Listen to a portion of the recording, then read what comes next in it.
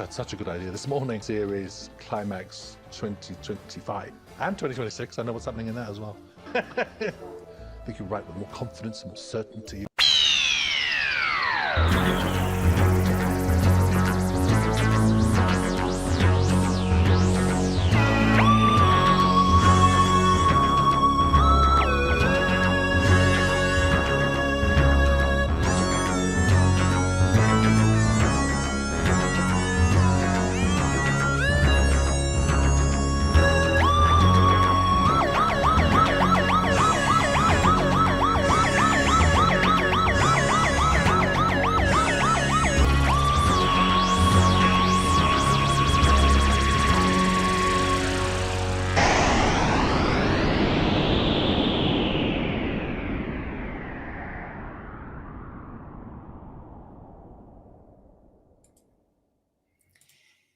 Evening all, everyone. Well, we've had time to let the news percolate, digest, be absorbed of the state of Doctor Who. We were going for global domination. We had Bad Wolf, we had RTD, we had Millie Gibson hot property, and a possible Hollywood star, RTD said, in Ncuti Gatwa. We had Disney money. 3 years later, an RTD, Pete McTighe, Stephen Moffat, Jane Tranter all seem to be saying, crisis, what crisis? Nothing to see here. But is this hubris? Is this complacency? The feedback from independent TV producers of drama is not heartwarming. A new co-producer or decent pitch from independent companies may not be as forthcoming as is so blithely assumed. This is an ailing brand. In some parts, the programme, the fans, the whole vibe around the show is seen as toxic. Would you invest your own money and touch this show with a barge pole, I ask you? RTD is definitely gone, but with his exit, you have lost the man who relaunched Doctor Who and the New Who brand successfully. Moffat and Chibnall followed. So what do we do now? Where do we go now? Well, you will find yourself this show and this panel to discuss these topics tonight. This is what you do. Don't go anywhere else. We're going to look at the competitive tender process. We're going to look at Doctor Who, big or small budget. Where do you stand on that one? Because obviously this comes into play now regarding what the BBC says in that license and invitation to tender. Is there any interest out there? I'll give you feedback from my media source, who, as I said last time, is considering with his media partners whether to actually pitch for Doctor Who. And what are your hopes and fears as we do digest the news over the last few days, whether you predicted it or not? So my media TV producer friend and inside has a lot to say. Maybe he may have skin in the game with a possible tilt at pitching for it himself, but he's a teaser of his mood. It's gone. It's finished. It's lost. It needs to be handed over now to a totally new creative team, he said. But who? With Doctor Who, every announcement is more and more horrific, isn't it? Everything that they do officially gets worse and worse and worse and worse. And he's a TV producer, and he's the one who might have a tilt at it. It just shows you that when people tell us about the ratings are fine, when people tell us everything was fine, you're being too critical. Well, speak to the people in the room who will be either investing money or walking away, and they're telling you everything. I tell you what, it speaks volumes.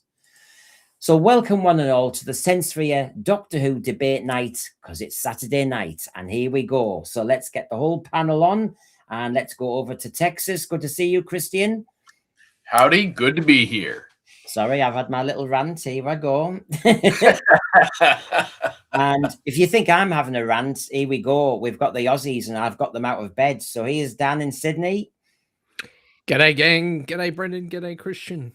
Are you going to be in a good mood? Because did I get you out? I'm in a very good mood. I think I'm going to be very agreeable tonight. Oh God, see if that lasts. And of course, I'll go all the way down to the penal colony of Tasmania. How you doing? Howdy. Oh, sorry. No, I'm not in Texas. G'day. I'm in some kind of penal colony. We're all infected. So, g'day. And to finish, it's a quintet tonight. It's Mark. Good to see you, Mark. Good to see you too. Did the counselling work after me forcing you to watch 5 episodes of the spin-off series with Homer Aqua? I'm still in therapy, I'm afraid. So, it'll take me another year to get over that one. Yeah. I'm So lucky I haven't had to see it. everybody should be a friend of Brendan, because basically I might force you to watch a spin-off that nobody wants to watch with some fish sex, and then after that I might bring you back and talk about the cancellation of Doctor Who. I mean, God, I'm a real fun guy. So here we go. Let's have a rerun of Class just to put the final nail in the coffin. That's crap. So here we go. I'm going to go and listen to Doomsday right now. Full of doom. Now, this was the announcement. This is what everyone's been digesting in multiple forms. And like I say, my source has got stuff to say. The panel's got stuff to say. We've all had a damn good think, and there's been more said. I mean, RTD has said more. So here we go. So I have to say, when you look at this sentence again, after careful consideration, the BBC, Russell T and Bad Wolf have collectively decided not to go ahead with the previously announced special only 10 months later. We didn't take it lightly. I know it'll be disappointing, but we need basically time to just set it all right. I mean, I haven't had your opinions on this, so I'll start with Mark. Mark, when you see that sentence, it does seem very fishy, because I was getting word that they were good to go. I was getting word about stuff like that. And you think, has there been a screeching of brakes? Has there been a reading of the tea leaves and actually the headlines, and of many streamers going, do you know what? We're not going to get away with this Billy Piper clickbait. It's very contrived. If you look at that response, and then very soon after Russell T Davies' response, I think Russell T Davies' response was, I'm basically going to light a match under this and walk away. Because what he suggested was that, and you can see from the response of fans to his comments, everybody's singing from the same hymn sheet, that they basically feel that they've been lied to for months and months and months, if not for the entire run of the Disney campaign. And I think, as you say, he's still spouting off about it. And I think this is the point where I think he should just keep his mouth shut, because he's no longer attached to Doctor Who anymore. And I think he needs to walk away and keep his mouth shut. Well, he's writing his memoirs. This is the thing. And you know, what I heard, Dwayne, and for what it's worth, was that actually there was a script. He says there wasn't. They weren't happy with it. After everything and the PR of Tiptoe, he's going to have another go at it. Then they have this meeting where you can see they all said, do you know what? It's not working. Let's abandon ship. It's not worth it. What are your thoughts on it, Dwayne? Well, throughout all of this time, I've been thinking back to the rumors I heard 18 months ago. It was about March last year that I had heard from my sources. I've got sources too, you know, Brendan. That RTD was sacked, Bad Wolf was out. Yeah, I heard it all back then, way before even Series 2 began. So I've been thinking all this time. That surprised me that the Christmas special was announced, actually, because I thought, if that's how I knew how the BBC was feeling about RTD and what he did to Doctor Who, why would they be going ahead and doing that? And I thought, well, maybe it's got some contractual thing that needed to be completed, so that's why the Christmas special was announced. So, but in the back of my mind, all this time, I was thinking, yeah, maybe it won't go ahead. But it's been a long time that this has been coming. It's not. This announcement may have just come out, but it's been brewing for many months, if not years. Yeah, I mean, Christian, you gave us thoughts the other day about this. I mean, have you got any additional thoughts? Because the more I've thought about this, the more I am getting concerned now from the, you know, talking to my media producer mate, where as he said, he's trying to get a team together. He's up for making a pitch, blah blah blah. But they're starting to get cold feet, Christian, because. And Deadline did an article about this, which I'll refer to a bit later, where basically they talked to 4 independent producers of drama in Britain. And yeah, it's not heartwarming. It's not a pleasing picture. People are knowing it's going to cost a bomb, the workload, and yet you still won't earn the rights to that IP. It's not worth it. That is the big catch here. Any producer that comes in, any studio that offers to help produce is going to want some kind of monetary return. This is an investment. They want something back. And the problem is the ownership and the control of broadcast rights are all in the hands of the BBC. So what you're literally asking an outside studio to do is front the cash, absorb the risk, and ensure that the one beneficiary of this is the BBC.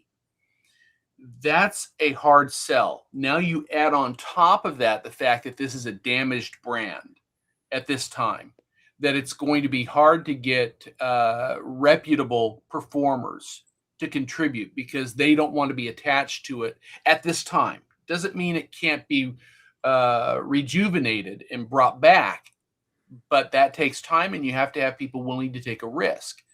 I think right now a lot of people are risk averse.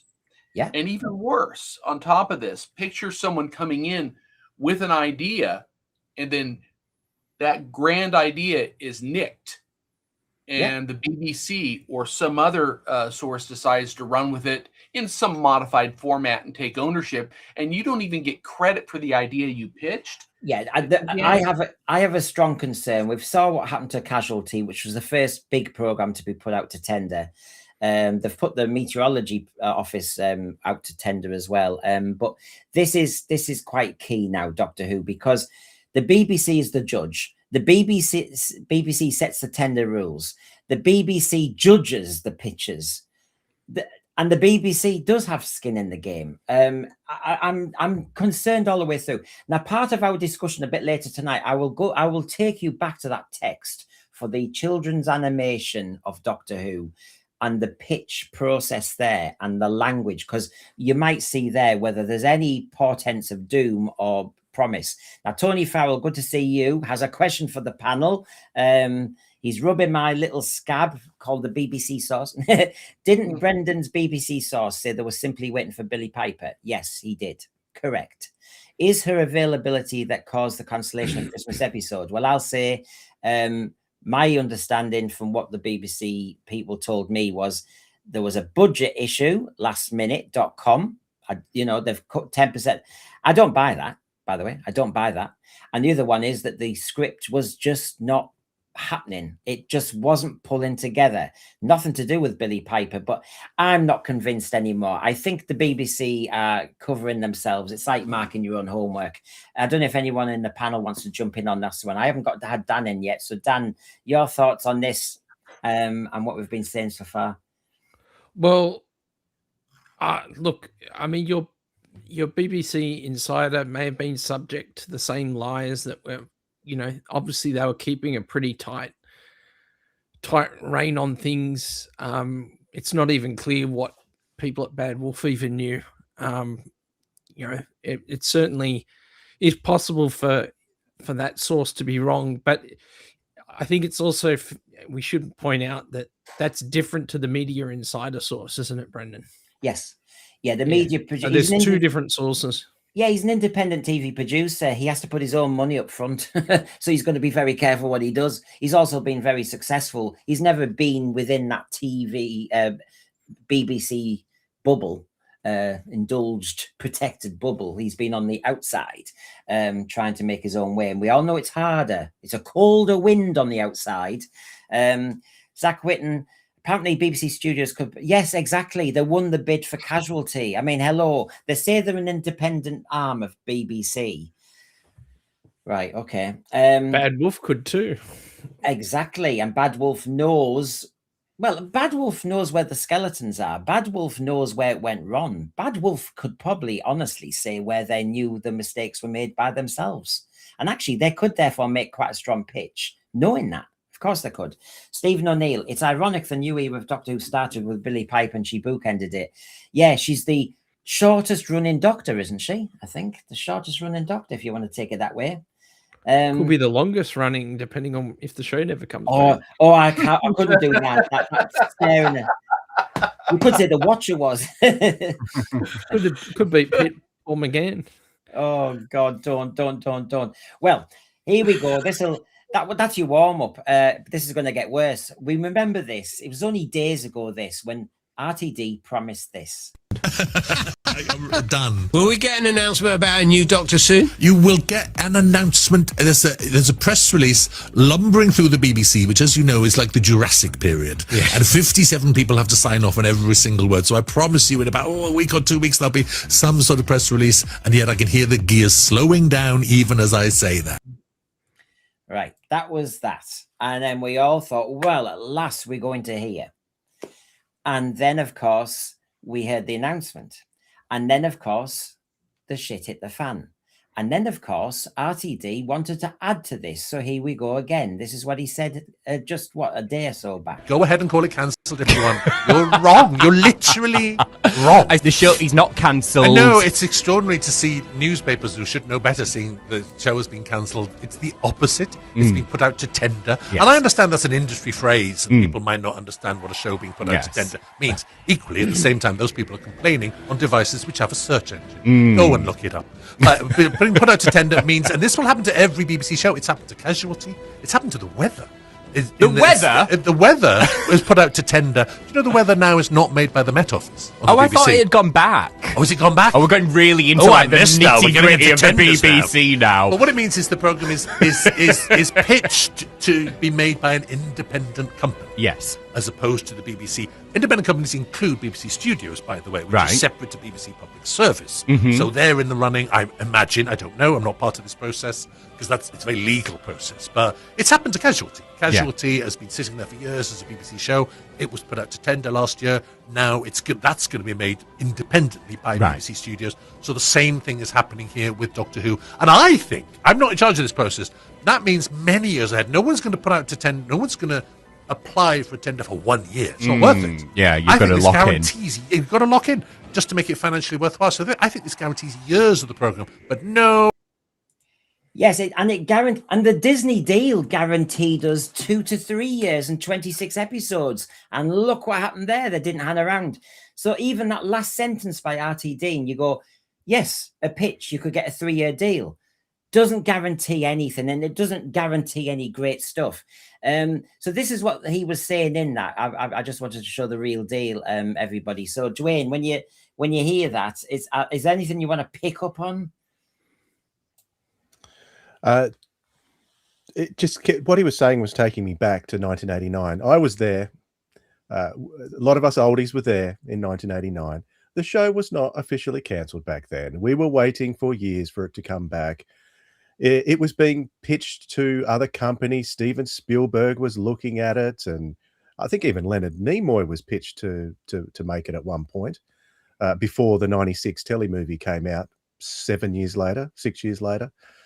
So saying it hasn't been cancelled doesn't mean that it's going to be back on the air anytime soon. And as far as Casualty goes, well, I've never watched Casualty really, but has the basic premise of that show been utterly destroyed? Was it so unpopular that all its own fans hated it when it was stopped being made? So using Casualty as an example probably isn't comparing apples to apples when it comes to someone wanting to remake Doctor Who. It's a completely different show altogether. A show that's actually been quite destroyed at this point. Yeah, and my media producer source out. You'll see his quotes in a minute when we go through how he sees the tender process as well. After now, Billie Piper is not the Doctor. She was not announced. I know I did that. She's not in the credits. I agree with you. I was just being naughty. She's the Doctor. There's regeneration energy. Good to see you, Mr. 3 Submarine. Welcome. The show is in desperate need of a rest. 5 years minimum will do nicely, but maybe up to 10 years. Doctor Who in its current is a very, very tired show. Or as my media mate says, he said it's been absolutely destroyed. It's lost, he says. What would you say? Mark? That's what I said. And you as well. I'll allow you. So, Mark, when you hear RTD talking again, do you think he's talking too much? You know, and some people, for example, if you've got a kid and they sometimes lie more, don't they? You know, that this is human nature. When some people think they're on shaky ground, sometimes they overspeak. I'm just wondering, am I being too skeptical? Because as Dwayne says, it isn't actually technically cancelled, but this could last, as we all know. And so why are we getting all this talk? What do you detect here? I found that interview incredibly condescending, especially when you said, "Oh, I don't think people know the technical reason for going out to tender." Yeah, once upon a time, broadcasting was very much a closed door, but we're talking about, we're in an age where everybody and anybody can make content. Of course, people know what it means about putting a show out to tender. I think. I agree. It's time for a rest, and I think we would probably be we would want a producer who recognizes that a show can't go on forever and ever and ever. That there are times when it might need a pause, it might need a rest, just to make it stronger, and then come back with a whole new take. I think you would admire somebody who had the nous and intelligence to recognize that and plan and factor that into a show like Doctor Who. It can't, any show, whether it's Doctor Who, Star Trek, what have you, they go for long runs, but they can't go on forever and ever. And you would want someone to know what would be the perfect pitch to end it on, to give a notable rest and then come back. I think the truth is, Christian, what we need to do now, we have to be honest. Most doctors now, if we're lucky, get to 2 or 3 years, if we're lucky. So let's just, and I don't like the 3-year rule, but let's just stick to it. Patrick Troughton made it up, right? Bang. If you know that then, and you every 3 years or so, I taking what Mark's saying, and there are gaps in between, you know, invite to tender all these independent companies to look at a 3-year pitch for Doctor Who with one doctor.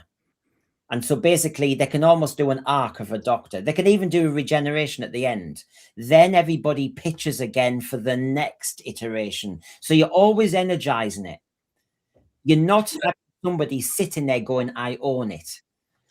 That's not necessarily a bad idea, because you are going to keep it fresh. The problem with Fitzroy crew is it was very nepotistic. It was in-house. And you do run out of fresh ideas at a certain point. And along the way, because you're there so long, a sense of proprietary ownership does seep into your thinking process. To a degree, I can understand RTD feeling he was the savior of the show. So he did feel a sense of ownership. It wasn't warranted. He didn't own it. And he's certainly done more than enough damage to it. But at the time, I could see where he would take that viewpoint. So if you cycle through every 3 years or so, that's not altogether bad. But there is one caveat there. All it takes is one bad pitch or one bad turn. The BBC takes a risk on Studio X, and Studio X blows it. And now you're back where you were before. So it's a very fragile thing. You want to be guaranteed that whoever's pitch is accepted is successful with the property. Can you guarantee that? Well, exactly. Can I even guarantee this? Thanks, Tall Paul in Kentucky. Late getting in, Brandon, but if your source gets the bid, tell him you will serve as a consultant for free. Hey, I'll do it for the Reddies. You'd have to pay me a fortune.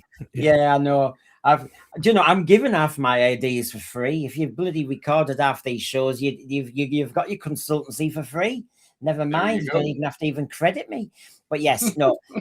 Thanks, Tall Paul. Next thing you'll be making a Doctor in Distress single, Brendan. Oh, and I'm tone deaf. Mad you so were there, it seemed to me.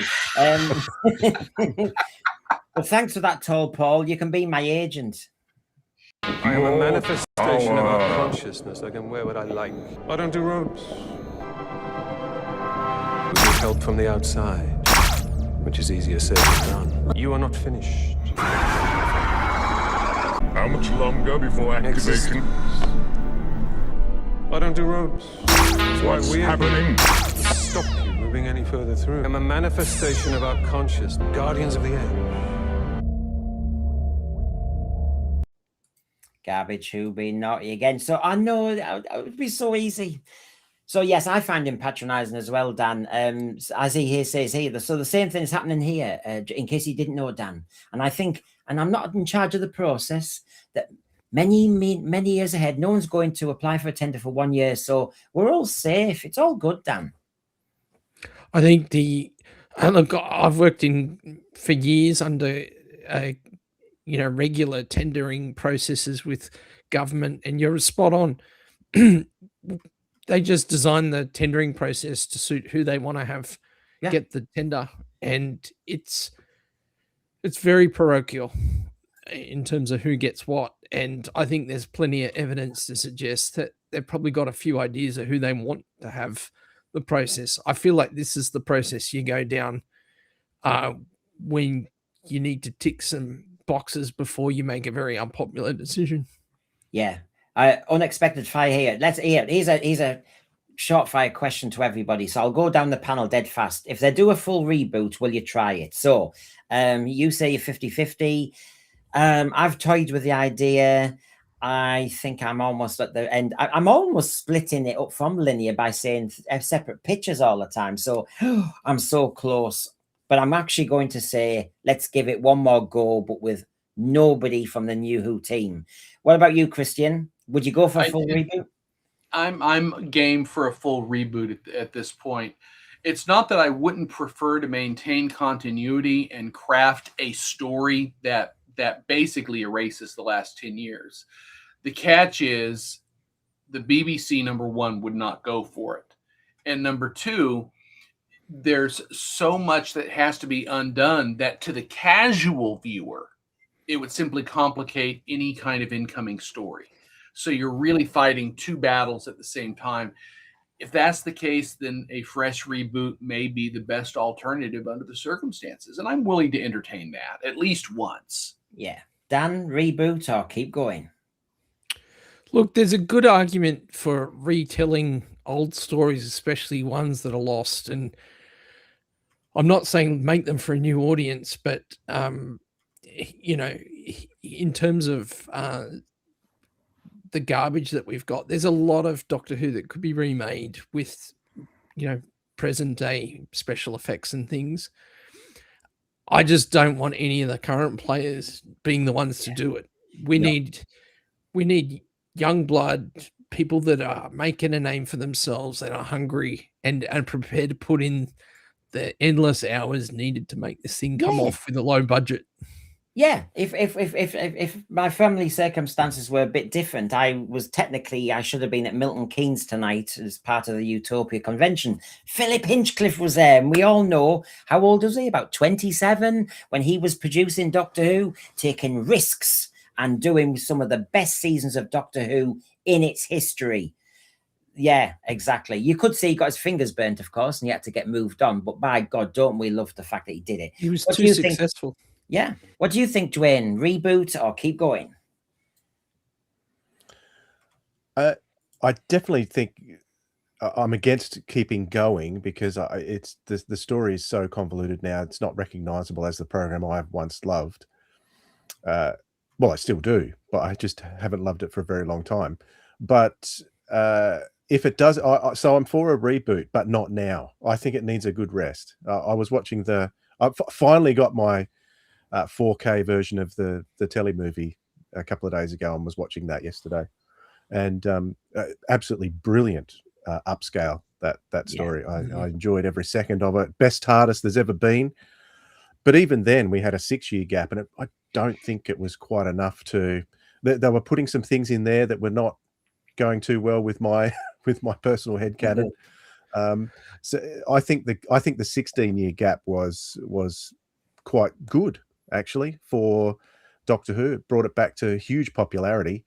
A similar gap might be warranted. At least 10 years, I'm thinking. Oh, you swine! So I'll be It's 68. a real shame Sorry, with the TV movie that, you know, looking back on it now, if they'd done like the first deal they did with Eccleston's era, if they'd just given them a, you know, an initial series, like, I mean, you look at classic Who, you know, the first, what did we have? Only 8 episodes approved from the Hartnell, from Unearthly Child forward. Basically got going and then were able to launch. And if you look at Verity Lambert, she only did 18 months. I mean, what she achieved in 18 months is phenomenal, but you don't have it even hang around for 3 years, really. She did a lot more episodes as well. Randy Howell, thank you. Doctor Who can't come back until all the box sets have been released. They can't afford to chase off the remaining. Do you think they care, Randy? I mean, honestly, do you think they even care about us lot? I'm honestly, but thank you very much. I haven't forgotten you yet, Mark. Don't worry.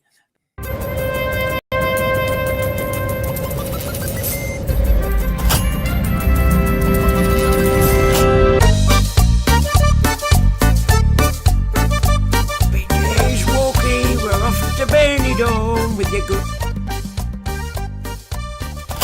I'll treat the wife to a blue rinse. People have been very kind tonight, so I just want to make sure I've covered the angles here. Steve, I missed you the other night. I know, sorry for that. Do the BBC have a set criteria that people will have to meet, or will they give it to whoever has a genuine? Oh, they've got. I'll show you the tender process for even the children's one. You will get a shock. It is very detailed. You need to be what they see as authentic. You need to be established. You need to have had a track record. Steve, if we fans got together and decided to do a pitch, we wouldn't give. It's just a waste of time. No, you've got to be in the club, so to speak, to even get heard. But thanks again for raising that one. And Farsight here, no reboot. I'm not giving up Classic Who because idiots wrecked it. I know, but you might end up with a new Who. You might get this new version of, I don't know. I think you've got to be careful, Farsight, that we might end up with something completely different. I can see Zero Room here says yes to a reboot. You see, this is it. We're all in the same place. From different ends. We all love Doctor Who, different ideas. Too much baggage. A soft reboot would work if they just didn't reference past companions. A bit like Rose, a bit like the Eccleston era. Mark, reboot or keep going? Definitely reboot, but I do agree it does need a sizable rest, because I didn't think that I would ever get to the point where I would be so disillusioned with something that I've loved for a lifetime. And I'm sorry to say that I feel that way. I would like to get back to a point where I reinvest my love for it again, rather than it keep going and get worse and worse. And if you think back to 2005, the way it came back, initially it didn't have any pullbacks to the original era at all, really. It was only when you got Sarah Jane Smith coming in, you had tenuous links, but beyond that you had a time war which you knew nothing about, and that was as much as you had to go on. I think they need to do something similar to that if it's going to survive for another era. So there you go. That was answered that question. Now we will go flying on. So yes, he was going on about cancellation after him also the other day in the Instagram saying, "Isn't this so exciting? Isn't this amazing?" I feel as though they really are sweeping. It is that kind of gaslighting or straw man thing. They're really trying to say, "Look over there, look over there, look over there." Look, we all know what's happening. We had, I said it at the beginning, you had Millie Gibson, Hot Property. You had the best actor around, apparently, Ncuti Gatwa. You had Disney money. You had Bad Wolf Studios. You had the great saviour of Doctor Who, RTD. And 3 years later, they've all gone. So something has gone wrong. So don't you all tell me this is a great opportunity for Doctor Who. This is just what we needed. I've got the magazines. I've got the interviews, RTD. You were promising this was going to go on and on and on.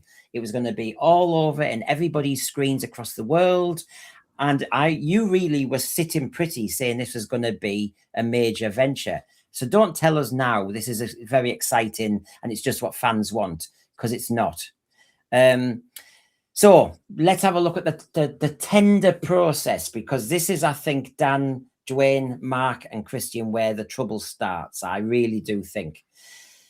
So we're one of the first shows under this tender era. And of course, you can see the details there. The last program, Casualty. So this is how long it might take. April, it's mentioned. So we've had it mentioned now that Doctor Who's going to tender, so you can log that. A month later, you start to see the invitation to tender. So we'll actually start to see the details maybe very soon. Then the deadline is literally 2 weeks later. I mean, shocking, really. But whoa, you've got to get all your ducks in a row, whatever the BBC has said. And then the BBC officially announced the BBC Studios had won the tender 6 months later. So if you really look there, it takes 8 months from the announcement, it seems, to the prize given. And that's, I guess, what we can expect here. I found this interesting, lads. I mean, Christian, look at this. Jane Tranter responding to somebody. Oh, I hope Doctor Who doesn't leave Cardiff. I'm sure it won't leave Cardiff, says Jane Tranter. This was part of the process. The TARDIS is still there, of course. Jane Tranter, she said, part of Bad Wolf, of course. Quiet moment on stage 6 with the TARDIS this morning, thinking about the incredible adventures I've been lucky enough to have with it. Now, she sounds as though she's left it, because she's saying thank you to everybody. But she does also say in that other little Instagram, I'm sure it won't leave Cardiff. What do you think, Christian? It makes me feel that Bad Wolf wants to throw its hat in the ring, which may be part of the reason they haven't totally dismantled and discarded the set. The idea being, if they go in and respond to the tender, they'll say, hey, we already have space set aside and we have the materials that we need. It's going to be a cheaper process. We can do more for you. So I can see that being on the table. And besides, the issue is really not Bad Wolf per se, but RTD specifically as the directive creating choice there. So maybe. I don't know. I mean, what do you think, lads? I mean, let's remember, Jane Tranter was part of the BBC. She was part of that whole unit in the first place with Chris Eccleston. Then we got, and she is a Doctor Who fan. She now owns Bad Wolf. And of course, you've got the idea that she's saying it won't leave Cardiff, although she then equally then says, you know, thank you for all the good times. I suppose you can't assume anything. Where do you stand on this, lads? Do you think Bad Wolf are sitting pretty, are in prime position to come flying back in again? I worry that's what might happen, because they've already got a head start, and the fact that they've got a lot of sunk costs already invested in the show, and if they can pitch a credible turnaround and can give executives confidence that they know where things went wrong and that they've got a different creative team to take it forward, then, you know, sometimes it's better than devil you know. I could just imagine the backlash, but I'm just thinking, can somebody learn? RTD1 yes, to of course. Well, RTD1 to RTD2, when he went back in, he knew pretty much what the issue was, when, of course, we all understand that when it was the Chris Eccleston era, they were all learning on the job. So he hasn't, I mean, he still had his ambitions for the RTD2 era, and I actually think this is when he should have been a wise producer and reined in the budget a bit more. I know Disney were throwing money at them, but that didn't mean that every week he should have had a brand new set. I think he could have been savvy. So do they learn? I mean, Bad Wolf make Industry, Discovery of Witches, they make various other stuff. Maybe they are wanting to change their business model and go smaller. I know I was told by my producer mate, he said, actually owning big studios is not the bee's knees at the moment. It's kind of a bit passe. Dwayne, do you think Bad Wolf are still hot to trot on Doctor Who and would be a favourite? It's difficult to say. There's so many different stories. They change all the time. So you can't really rely on one line in a tweet or one press release. We never can really judge. I would assume that the BBC would want to go elsewhere after the disastrous run they've just had, but they may be looking at other factors, like as long as it's not RTD doing it and they put someone else in. But the trouble with Bad Wolf is they've got their RTD proteges coming up that they will just put in, so it'll be like a carbon copy almost. And but I don't know. I really don't know. Well, Randy Howell makes a good point, and my producer in the slides will say something very similar to what you've said there, Randy, that a new production company can use the Bad Wolf soundstage, but Bad Wolf may not be in control. But as my source says, would Bad Wolf want that? I mean, we've mentioned that the TARDIS set is still there. Is that whoopee-doo? I mean, do we need that TARDIS set to continue? I, for one, think it's quite bland, actually. I don't mind the console itself, but everything around it, I think, is just clinical.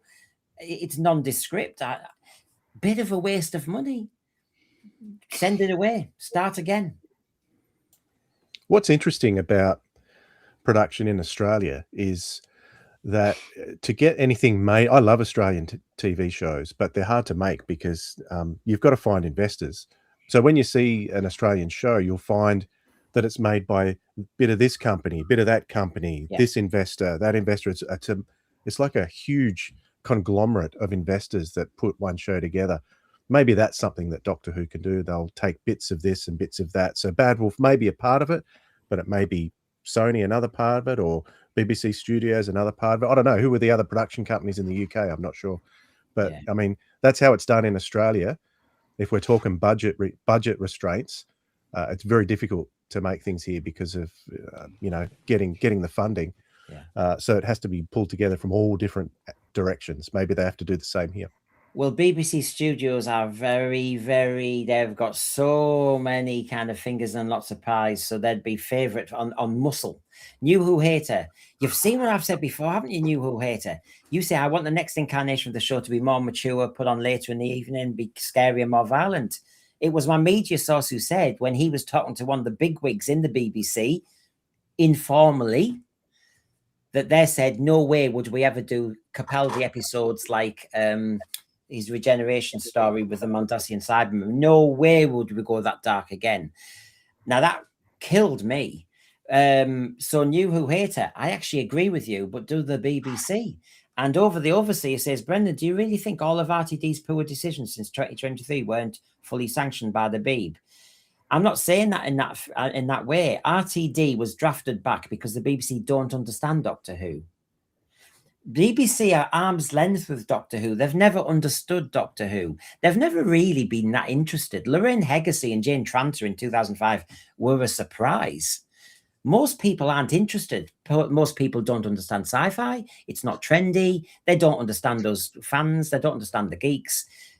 Barge pull. Keep away. Keep the distance. And then RTD comes along. Oh, you deal with it. Can't be asked. Keep it over.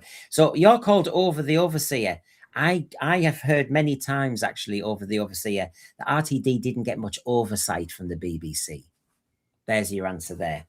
Let's have a look. My understanding is that the BBC didn't agree with much of what he said, but by the time he was there, he was in that position as the executive producer and showrunner, and we know what his attitude is to people trying to tell him what to do. Disney tried to do it. That was part of the issue. Disney tried to put their hand in, others tried to put their hand in, but RTD did not want anyone telling him what to do. So whether they agreed or not, and they probably didn't agree, which is why he's not there now, he was doing his own thing anyway. He's a bit rogue, shall we say. And he has said himself, he's given all the interviews. It's only 2 years ago he said, nobody messes with my scripts. Nobody's allowed to change one word. And if you do, you might find you disappear from the screen. You don't mess. And people who have messed find they never come back. Doug Anderson here. Bad Wolf may have the best public record of being able to produce a program like Doctor Who. They also have the track record of what they produced might count against them. Yes, they're on a sticky wicket. They could make a good argument, but it would have to be a bloody good argument. I contest. Now, and what's rich is this is the Bad Wolf team. Remember this? Doctor Who in the 80s was seen as entertainment, pastiche, silly property. Devil's Card, anybody? Space Babies, anybody? I mean, it's so ironic, it makes us laugh. So, Pete McTighe, you could say very attached to Bad Wolf team on the inner, also said, Braveheart, the show will return. Because this isn't the 1990s all over again. How come these are all soothsayers? How come they can see the future? I mean, tell me the lottery numbers for next week, please. Since those dark times, RTD, my best mate, here we go, brought the show back in trying. He did, yes. It's an institution like James Bond, Sherlock Holmes, or Paddington. James Bond's not ridiculed or mocked. Paddington is not mocked. Sherlock Holmes is not mocked. That analogy doesn't go as far as he thinks it does. And meanwhile, what a perfect time to delve. Oh, here we go. Do you know what? We've done such a good job, lads. We, Bad Wolf, have done such an amazing job with Doctor Who that you've now got time to go and look at all your DVDs. How's about that, Mark? Go and watch your old Sea Devils. Go and watch the War Games in colour. Go and watch all the old... Yeah, right. Thanks for that. You were so bloody good. I tell you what, Mark, I'm going to make a pitch for Doctor Who and say, I'm going to make it so crap that everybody will fall in love with their Blu-rays. What an argument that is. I mean, I wouldn't be adverse to it being exported to Australia. I mean, they did Farscape incredibly well back in the day. So love Farscape. There's no reason why that in itself would just invigorate and bring a whole new sphere and flavor to it. I think the problem is that I think the wider conversation is that I think the BBC is still trying to work out how it survives in this age of streaming.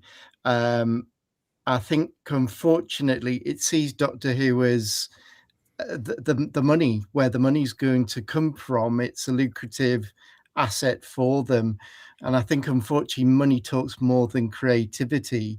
And my worry is that they will view that more than they see about taking risks and someone having a fresh spin on it.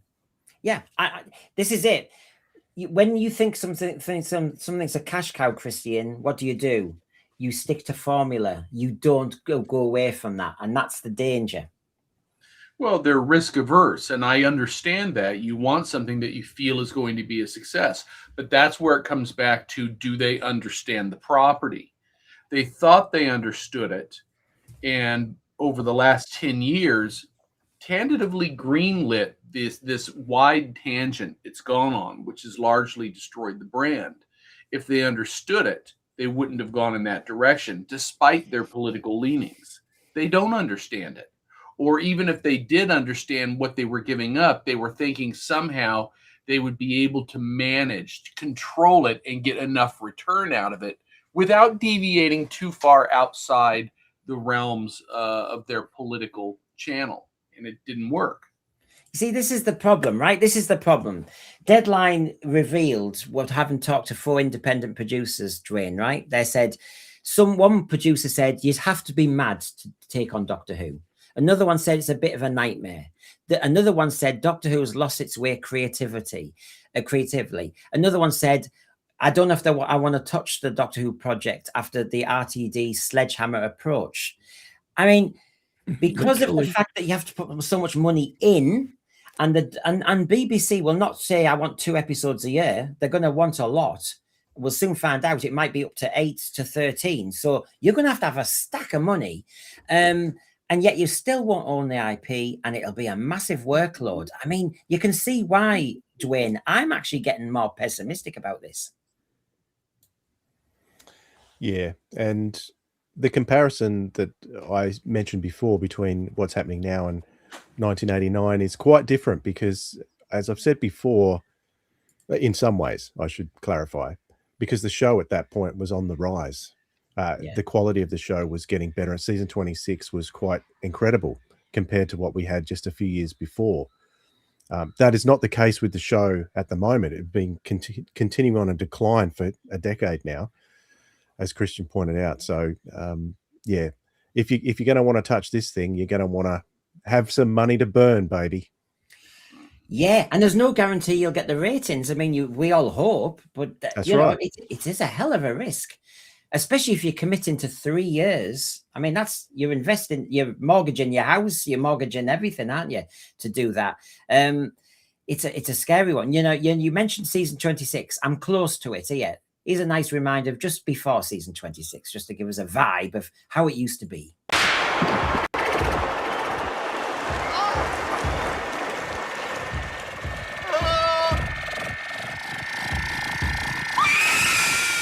Listen, they're all having a good time in there. Don't you hear it? Hear what?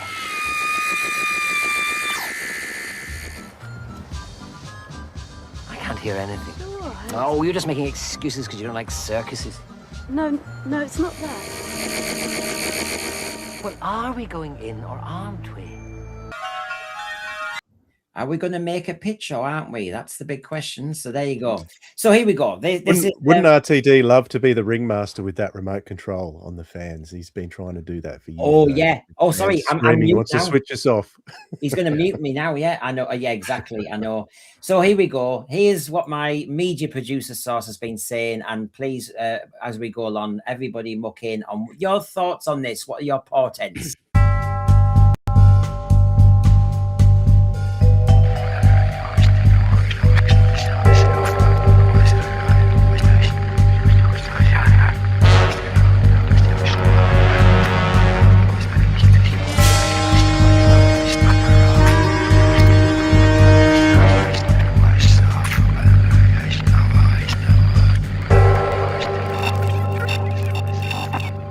Decipher.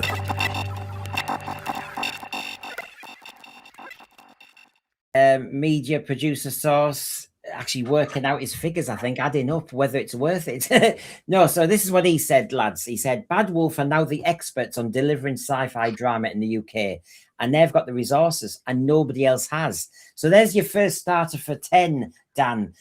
It's Bad Wolf, or it's Bad Wolf, or it's Bad Wolf. Yep. And if it's in Cardiff, it's Bad Wolf or BBC Studios. And then if you say Bad Wolf, is it just the studios or is it the team? Is it Pete McTighe? Is it Jane Tranter? Is it Julie Gardner? Is it Phil Collinson? And this is it. And then in the end, you start to say, so it's going to be the same as before. Oh, dead air. Could always have good dead air. Yeah. He's thinking, he's processing. Yes, processing. Yes, we're all scared of the big bad wolf. You see, Christian. Well, I think for good reason. It seems to be like it's the only game in town. I want there to be other avenues, and has been pointed out here, the studio is there. The sets are there. It's possible for someone to simply come in and rent out the space. So it doesn't have to be Bad Wolf directly if they're willing to lease the space to whoever is willing to finance it. I don't know how that would work. Yeah, I mean, I'm meeting some new people here tonight. The Lantern Universe. Ooh. Who would put the very people that could do this are the very people that investors or people prepared to stump up the cash would say, well, if they're doing it, I'm not putting my cash in. I mean, it just that's the loop that they're stuck in right now. Yeah, it just doesn't make sense. I mean, I wouldn't put my money in Well, we've almost created Wolf the monster. Who production. We've created the monster because Bad Wolf are now the experts. They weren't the experts before. They learnt on the job, but they are now the experts. Of course, what do? Just ditch them and start again. Because if it is sci-fi in 2029, 2030, it's going to be hard. Lantern Universe here, welcome. Doctor Who tries to be for everyone, but it needs to know exactly what the target audience. Oh, you know where I'm going on this argument tonight. Needs to find an identity. I think it has lost its identity. I think you're onto something there, mate. Shard Etastic. Seeing all these losers jumping up and down because the show they've been repeatedly saying that died when Capaldi left, or it died when Smith left, gets put on hiatus and not cancelled for good. I haven't been one of those who says everything since 2017, no more. I'm one of those inclusive ones who says you can't ditch an era. Once it's done, it's done. You can erase it from mentioning again. So like the Doctor Who movie, you don't mention the half human anymore. You don't make a story to rewrite the movie. You just move on. So I'm not one of those losers at all. I'm going to ignore the muscular Rose Tyler Doctor. Yeah, exactly. Thundercats here. Who fancies a bit of Thundercats? I'd love to watch and enjoy Doctor Who again. Oh my God, but when did you? But the BBC can't allow Doctor Who to be made for the majority anymore. Doctor Who was an adventure. Now it's a lecture. And I do think it has to go small scale. So when we have the argument a bit later about small or big budget, it might be interesting what you think there. Mr. Wayne, hello, thank you. Time's running out for the BBC. Licenses reviewed soon. They won't go down with a flagship show in tatters. I think there'll be something very soon. But what? We don't just want content, Mr. Wayne. We want it to be Doctor Who. And it's just whether it's a moot point, whether you'd get Doctor Who or you'd get something called Doctor Who, which has been our argument for the last few years. Very interesting. Farsight, he's still throwing the cash. Thank you very much. It's nothing like 89. The fans liked it. Was that what you were saying, Dwayne? The stories were improving. We had an in situ Doctor and a series of novels. There's none of that now. Farsight, why are you decrying the fact that Billy Piper is wearing the trousers now? I mean, why?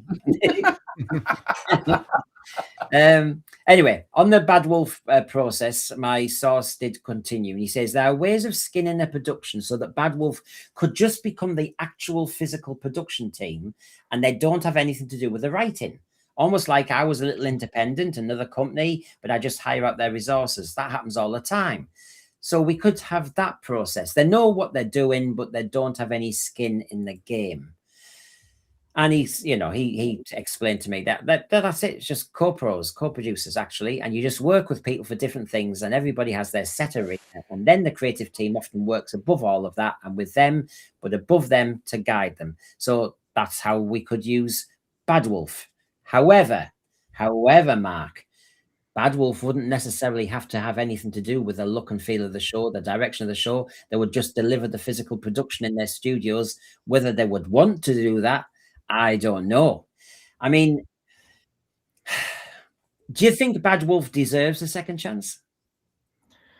I'm just going back to what you were saying before about the fact that they've got an established TARDIS set there and how incredibly bland it looks. There's just no life in it.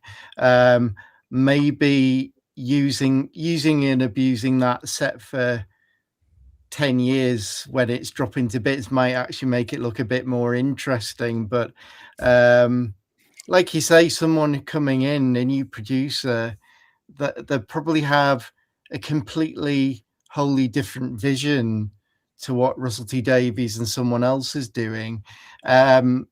Presumably they'd want to have the opportunity to start from scratch and ditch a very expensive, bland-looking TARDIS, which is probably what the entire Disney money went on, I think. Well, it sums it up, doesn't it, Dan? It was all about the ramp. It was all about the ramp. That was it.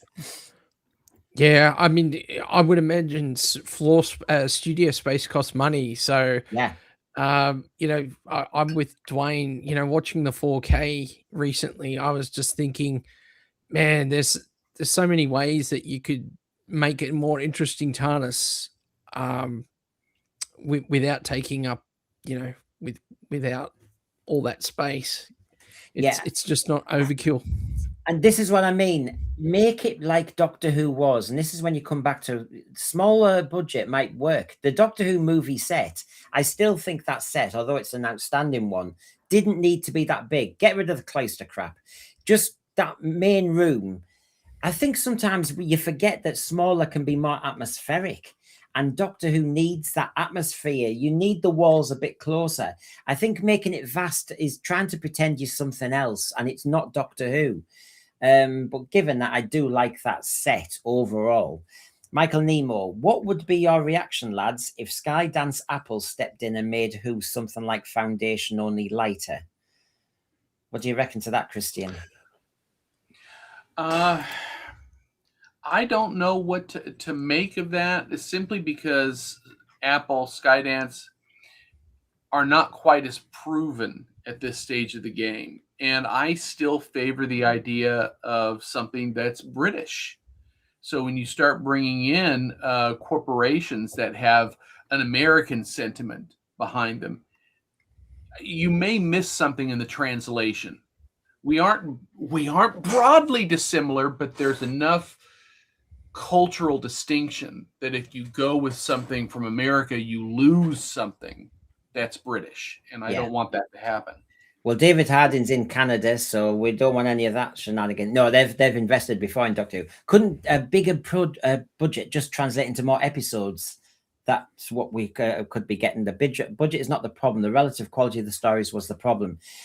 I agree, David Harding, in the way that if you had an Ark in Space, Nerva Beacon type scenario, and then, you know, Ark in Space, Revenge of the Cybermen type setup, then you've not wasted sets, you've not wasted budget, and you've got an interesting little mini arc. It's just called being streetwise. Can I just challenge? Oh, sorry, Brent. You go.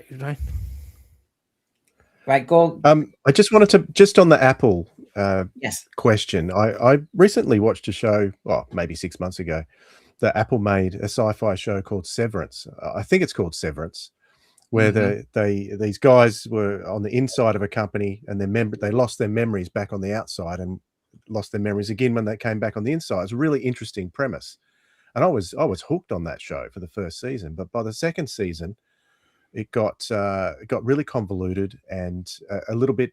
I wasn't really satisfied by the end of the second season. So Apple makes really good quality stuff, but once again, it comes down, no matter what the quality is, it comes down to the story.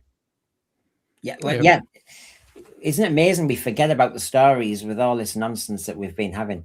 So he continued, that probably Bad Wolf wouldn't want to do just kind of be the kind of subsidiary partner. But these are all the brutal realities that the BBC are facing. And remember, Doctor Who is just one show in many shows that they've had to deal with. And Doctor Who has been ailing. It's been struggling. It's got a very toxic brand at the moment. And if it's a toxic brand, who here on the panel in the thread would really throw a lot of money at this and risk your whole business model? Because let's face it, taking on Doctor Who is top brand stuff. It's a very expensive brand to do. And yes, I know with certain things out there, you know, you look for a house that's run down and you renovate it and make your money. You know, we all know that business model.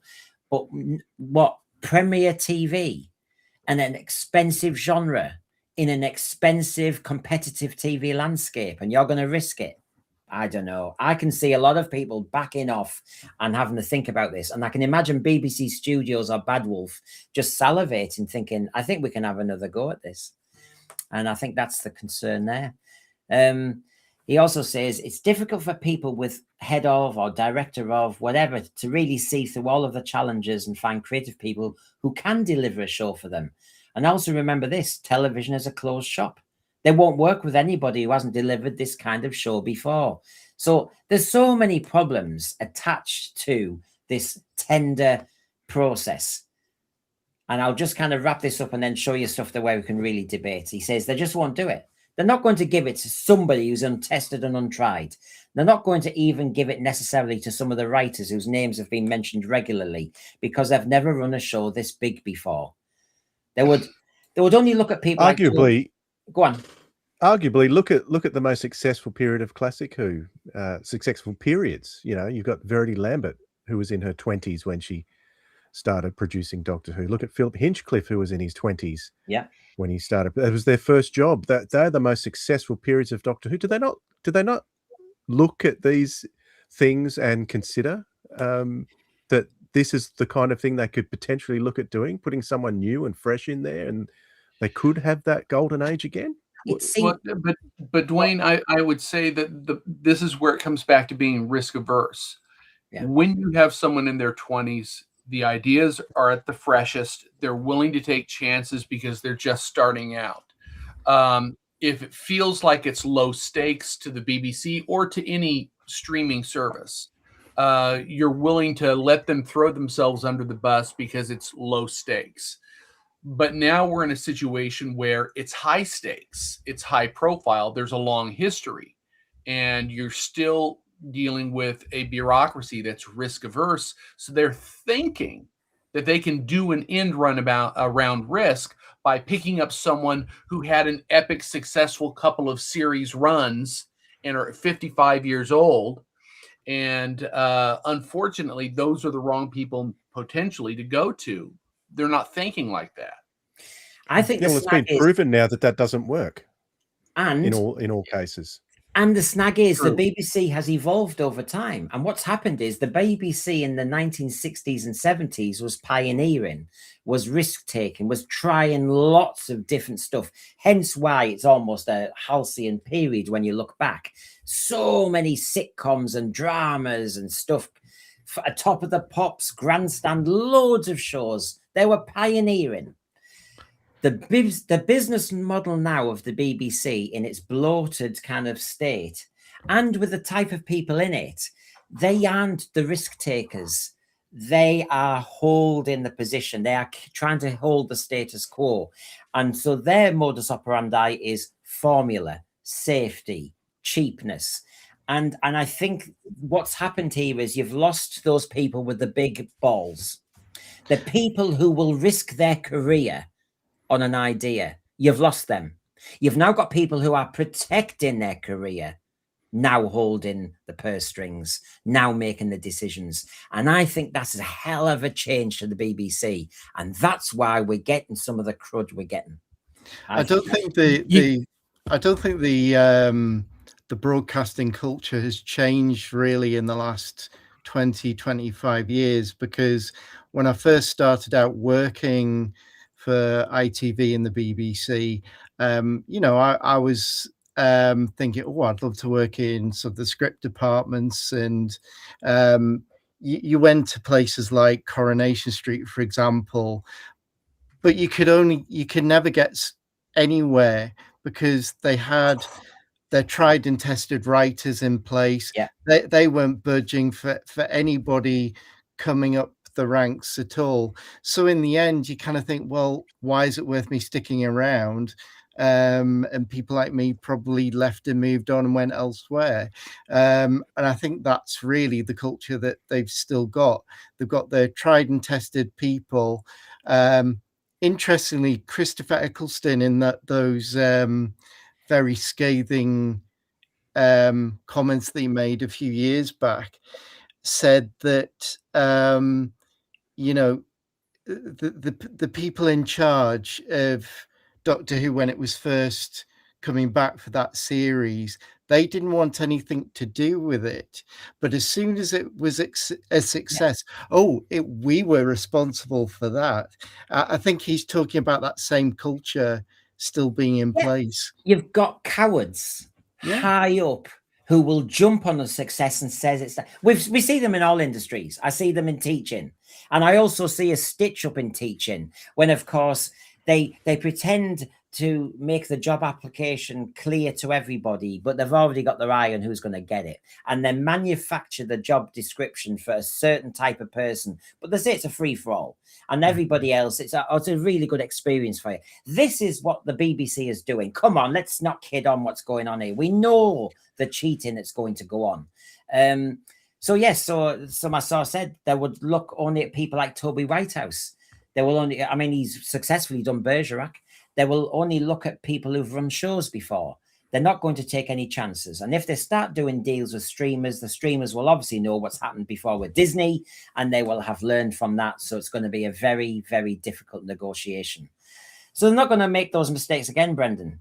They will want assurances, line of sight, sign off. And then we come again to the back catalogue and again to the Disney catalogue. So we're not even just talking about, you know, going forward. We're also saying, can we have our mitts on your back catalogue? So there's so much going in play here. And this is the final one on this segment. So where does all that fit in? How does that happen? How do people access this show?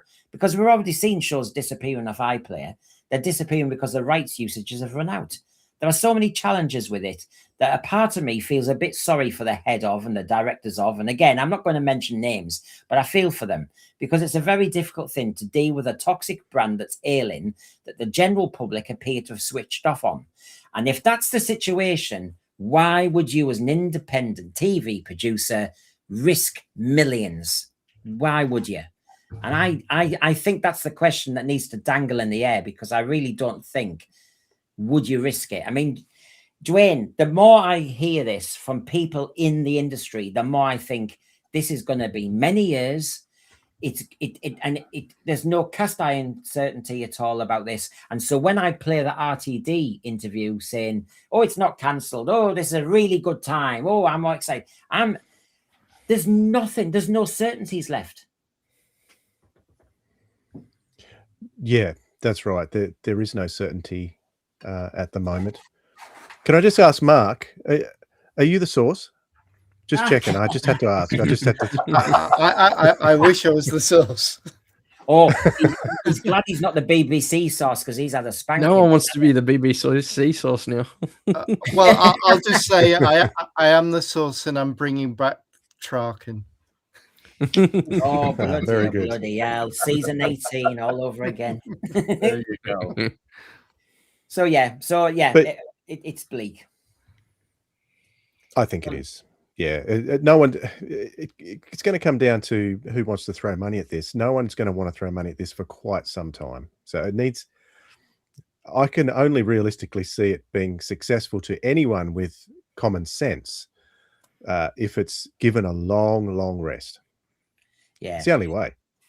And with it being the sense sphere, I like different opinions. I'm always fascinated when they disagree in different ways. Chris Chatfield, look, I've watched Doctor Who since the 60s. I really like Jodie Whittaker. There was some really good stories like Eve of the Daleks. Plus, I met her and she's a really nice lass. And that's allowed. And I'm sure she's a lovely lady. I think she was a missed opportunity, and that's not her fault. That's people higher up. Should have been done better. But yeah, each to their own. It is allowed. So let's carry on, because obviously I want to take you to a really key debate area, lads. Anyway, I'll ask your opinion on this one before I move on. The media producer who is thinking of investing in a pitch said this: the show has been absolutely destroyed to the point where everybody's just in total despair. This is where we are. I mean, Dan, is that where you are?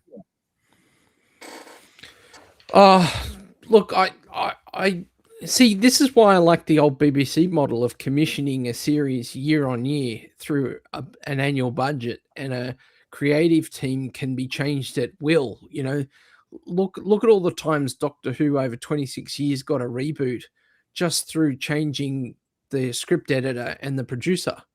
Those two things would, the whole era, the tonal shift between the end of the Barry Letts era and the beginning of the Hinchcliffe era is quite pronounced, and same with the JNT era. I'm not one of these people that thinks it has to, automatically go off and have a rest. It has to, if it comes back, it has to be good, because it's going to have to claw its way against all the ill will or the lack of interest by the general public, which is always going to be a challenge. I am buoyed by the fact that when Tennant came back, people did return for those specials. And it was pretty evident that when they saw what the production team's choice was in a Doctor, I mean, the viewing collapsed almost immediately. And I think that, the other thing is, I don't think Bad Wolf are the experts in sci-fi that everyone, I mean, for a start, they said that Doctor Who wasn't sci-fi. But the BBC production, like even the Chibnall era, the actual quality of the production team, I still feel was superior to the Disney Who. It was the creative choices and the writing that let that era down. And I'm not totally black-pilled on the ability for this to be resurrected. I just think it needs a whole new creative team to take it forward. So whether or not we'll get that and whether or not anyone's prepared to put the money on the line, that's a different thing. But I wouldn't be commissioning 3 seasons. I think RTD's absolutely deluded if anyone would put 3 seasons worth of money into this. I'd be commissioning a special or a series of specials, or possibly 1 season to a brand new creative team and see what happens. You see, I'm into the 3-year model, because I think if you were on the outside, not in the big BBC closed shop tent, you need some certainty. I am not investing in studios, a writing team, all the time. Don't care. I think that's the bar that needs to be set, to say only people who really want to be creative are gonna, and are really sure about their creative decisions, are gonna front up for this. And I think there needs to be a high bar to jump over to get a high barrier to entry, basically. But you don't want these fat cats just getting a 3-year deal. But it will be a high bar. It'll be the people with the massive money who play safe. And we want the real independent creators. I know what you're saying, but we need the real independent creatives who will energize it and take that risk. But they need then that certainty backstop of about 2 or 3 years after their investment. Surely. Christian, what are your thoughts on this business-wise? Well, I was trying to picture a way in which it could be brought back structurally. And we've talked about standard episodes. We've talked about seasons. We've talked about episodic cliffhangers. I'm wondering if, in a bid to try and bring it back, the better approach might be to do a couple of TV movies in the UK with good writing. The key is good writing. The idea is to try and bolster interest. And the reason that comes to mind is looking back at 1996, because McGann's movie was well received in the UK, and barring a few creative glitches in terms of the story, Half Human, was very successful. So it shows me that there is a potential model there that's almost like proof of concept. Here is this studio willing to do it. Here is an example of what you're airing. How well did the public respond to it? Here's the caveat to that. The BBC still leans heavily progressive. So if they decide they want to go back and create something that's as dark as the Mondasian Cybermen, the BBC won't greenlight it. They'll say, can you give us something a little bit closer to Space Babies? Just in tone. We don't want Space Babies, but we want something closer in tone so it's family friendly. So a studio may come up with a grand idea and still be shot down. So David Harding, you're asking a good question, and it gives me a chance to clarify and then jump to what Dwayne's thinking about this. Are you sure, Brendan, that's what you want? And I said a 3-year type certainty for an independent creative. I'm not talking about the big ones. I'm talking about the ones who'll take a risk. And he said, we've just had 2 series of commitment and both series were shot back to back. That was the Disney, they imposed that, leaving no time for course correction. We all said that would not work. If they got it on the wrong footing, you were screwed. And we are where we are. No, I'm not saying that, David Harding. I'm saying something slightly different, and then I'll show it into what Dwayne thinks. No, I'm thinking you make a pitch. You have to set out all your storylines. You have to set out your character arc for the Doctor. You have to set out the whole thing. You don't do what RTD did, which is get the job and you make up the stories as fast as you can and go in along. And then when you're a bit stuck, you get Stephen Moffat to do a Christmas special and you get some newbies to do an Interstellar Song Contest. No, you don't do that at all. You have it all planned. And if you haven't got it all planned, you don't win the bloody pitch. So actually, David Harding, I'm hopefully saying something slightly different. Go on, Dwayne, your thoughts. I think perhaps the writer's room too would need to be separate from the showrunner. I think that was successful too in the past, in the classic era, where the producer had the overall showrunner's job, but then there was a kind of a separate script editing team. I don't know. Things don't seem to work that way these days. You got the showrunners, also the head writer as well. Maybe it's time to split that up again and give that a crack. Yeah. So just to But remind see, you, you know, the other thing is when you look back at the editors, the really good Doctor Who's that were written by people and then heavily script edited by, say, Robert Holmes and those guys. Like some of the best Doctor Who was written over the course of a weekend. yeah. Through sitting in rooms with, you know, towels on and buddy, you know. But don't you think, I agree with you, Dan. I know what you're saying. The War Games is a famous one, isn't it? But I think the other thing is, I can respect that the TV landscape has changed in that way, which is when you typed the War Games out, you only were demanding certain sets. And of course, it was all in TV Centre. So basically, especially if you did historical, they've got all the props, they've got all the stuff, they've got all the costumes. But I think now, because you're all working very independently, I think now you can't work in that way and you do have to give much more notice. And I don't like it either, but I think now to do a script one day and the next day it's on screen, when it comes to Doctor Who and big sci-fi, it's just not going to happen. So I feel as though that time has been lost. It's a shame because we can't do them Phillips anymore, as it were. Now, just to remind you, everybody, my media source says this was his hot press the other day. Since then, he has actually said he's had meetings with his potential media partners, and they have a lot of cold feet because of some of the things I've just said. And so when Deadline did that article about it sounding like a nightmare if you make a pitch, etc., I'm hearing it from the horse's mouth. And it makes a lot of sense to me that actually, while RTD is getting all giddy, let me just remind you how giddy he was.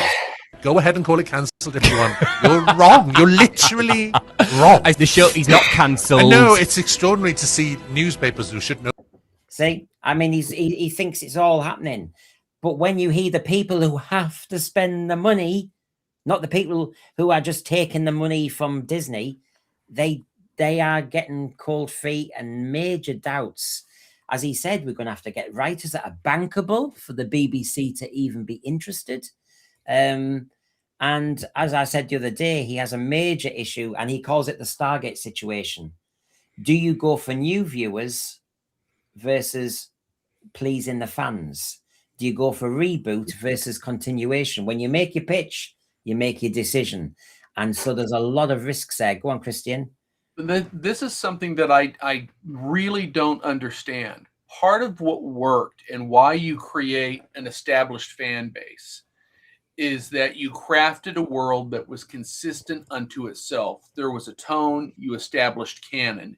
And by doing that, you held on to those people. Those people were at one time new viewers. There was something about the way that narrative was constructed, the way that series unfolded, that appealed to a broad swatch of viewers and kept a tight core following along for decades. If you're trying to say, okay, well, we already have this established group, what we're going to do is try something totally different. Let's try Space Babies and the Devil's Chord. Surely that will win us a brand new swatch of viewers that will just pour in. And even if we lose a few of the old ones, it won't matter. Doesn't work that way. The same universal appeal that brought in your classic fans will bring in new fans of the next generation. You can update some styles. You can update some topics, but you don't have to change everything. I think this is the problem. This is the problem with going for a target audience. Where Doctor Who was most successful was just entertaining everybody. Mm-hmm. You know, not going for a specific target audience. That's what the broad appeal of Doctor Who has always been. That's where RTD got it pretty right in the first series. Like it was appealing to everybody across the board, fans and newbies and casual viewers. That's what the aim needs to be, to just entertain everybody. Broad strokes. That's what I call that. Yeah, broad strokes. If you if you're, I call it when you're being a try hard. We all know people in certain jobs and certain things, they try too hard. And what you should try and do is be cool. You make it because you believe in it. You believe in your project and you go for it. You don't have an audience in mind. You have Doctor Who in mind. You have the DNA and the spirit of Doctor Who in mind, and you just plow into that. If you start saying, I'm making Doctor Who for those twinks over there, I'm making Doctor Who for the oldies over there. No, make Doctor Who as you see it and let them flock. Don't be a try-hard. I think we smell them a mile off. Don't aim for anybody. Aim for Doctor Who. And here we go. Now, this is where it went wrong, though, lads. This was Chris Chibnall this week. He said, there shouldn't be any sense of you can only be the Doctor if you're white and male. Really, that has to go. It's vitally important to be inclusive on every show, but especially this one. And here is one of my contenders, lads, for why this whole thing started to go wrong. Don't be fooled by the white and the male. I'm not going there. He's going mad on the inclusive front. Doctor Who has to be inclusive. Doctor Who was always inclusive because of what you were all saying a minute ago, including Dwayne then, when we said the Doctor was outsider. He was a pariah. He wasn't trying to be in the cool club. He was an intellectual who sometimes acted a bit childish. He was an outsider. He wasn't trying to bed people. He wasn't trying to be the favorite. And this is what's wrong. And he goes on about being inclusive. He's missing the point completely. I mean, Mark, when you see that, do you see how wrong this show went? I think, unfortunately, in this day and age, it's completely different to where it started off originally, when you think that they had not just writers, but they had people from the scientific community informing stories. They were bedding it in a scientific, rational sphere, and there was, however sensational the stories were, they were bedded in a level of reality that you could accept. Whereas now you've got this whole timey-wimey baby speak thing, and all of the producers come from that point in the more modern era, and it's slowly just degraded the quality of writing. And obviously now they're just leaning into inclusivity as being the crux of it. That was never an issue in the original run, but now they're grasping at straws to say trying to define what it is. The Doctor, I mean, Dwayne, the Doctor was never bothered about fitting in. The Doctor was never bothered. That's why we liked him. He was somebody else. He was somebody different. He stood out. This trying to fit in, that he was the showrunner, and him saying that, number one, he's trying to trigger us into a debate about identity politics, and I'm not falling for the bait. Secondly, he clearly doesn't understand Doctor Who, really. Yeah, that's right. For me, as a kid, Pertwee was my doctor, so he was someone I wanted to hang with. I felt safe with him, but he was certainly not down on my level. Which is where the Doctor recently has been reduced to, coming down to the level of the companion. That's not how it was back then, and it's not the character that I wanted to be anywhere near. I specifically liked the character of the Third Doctor because he was above everyone else. He did his own thing, and he was proud of who he was, and I was drawn to that. So it's a completely different character that we've had, where it's been brought down. The companions are sort of telling him off all the time. You would never get that. I mean, you would get the companions telling him off, but it was different. It was very different. It's lost that edge of it being a superior being. Yes. Yes, yeah. Right. He's so inferior now. I mean, he's got anger management issues now, but obviously Dwayne reminded us how the Doctor used to. I remember when Tom Baker described John Pertwee, did he say he was like a little lighthouse? And he said he had some great glitters. Light bulb that glitters. That's it. That was it. Well, here he is. He's John Pertwee in action.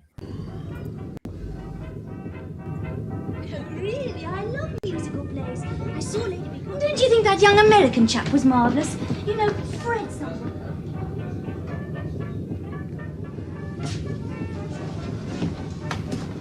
Come on, Doctor, let's get out of here. Hang on a minute, Joe. If my theory's right, we should be getting confirmation any minute now. Theory? I mean, it's like a gramophone record, a stuck gramophone record. Historically speaking, this collection is a bit of a jumble, I must admit. But this ship is part of a collection. Small boys collecting sea creatures and putting them into a rock pool. Human beings are slightly more intelligent than whelks. Isn't there a collective? But everything is relative, Joe.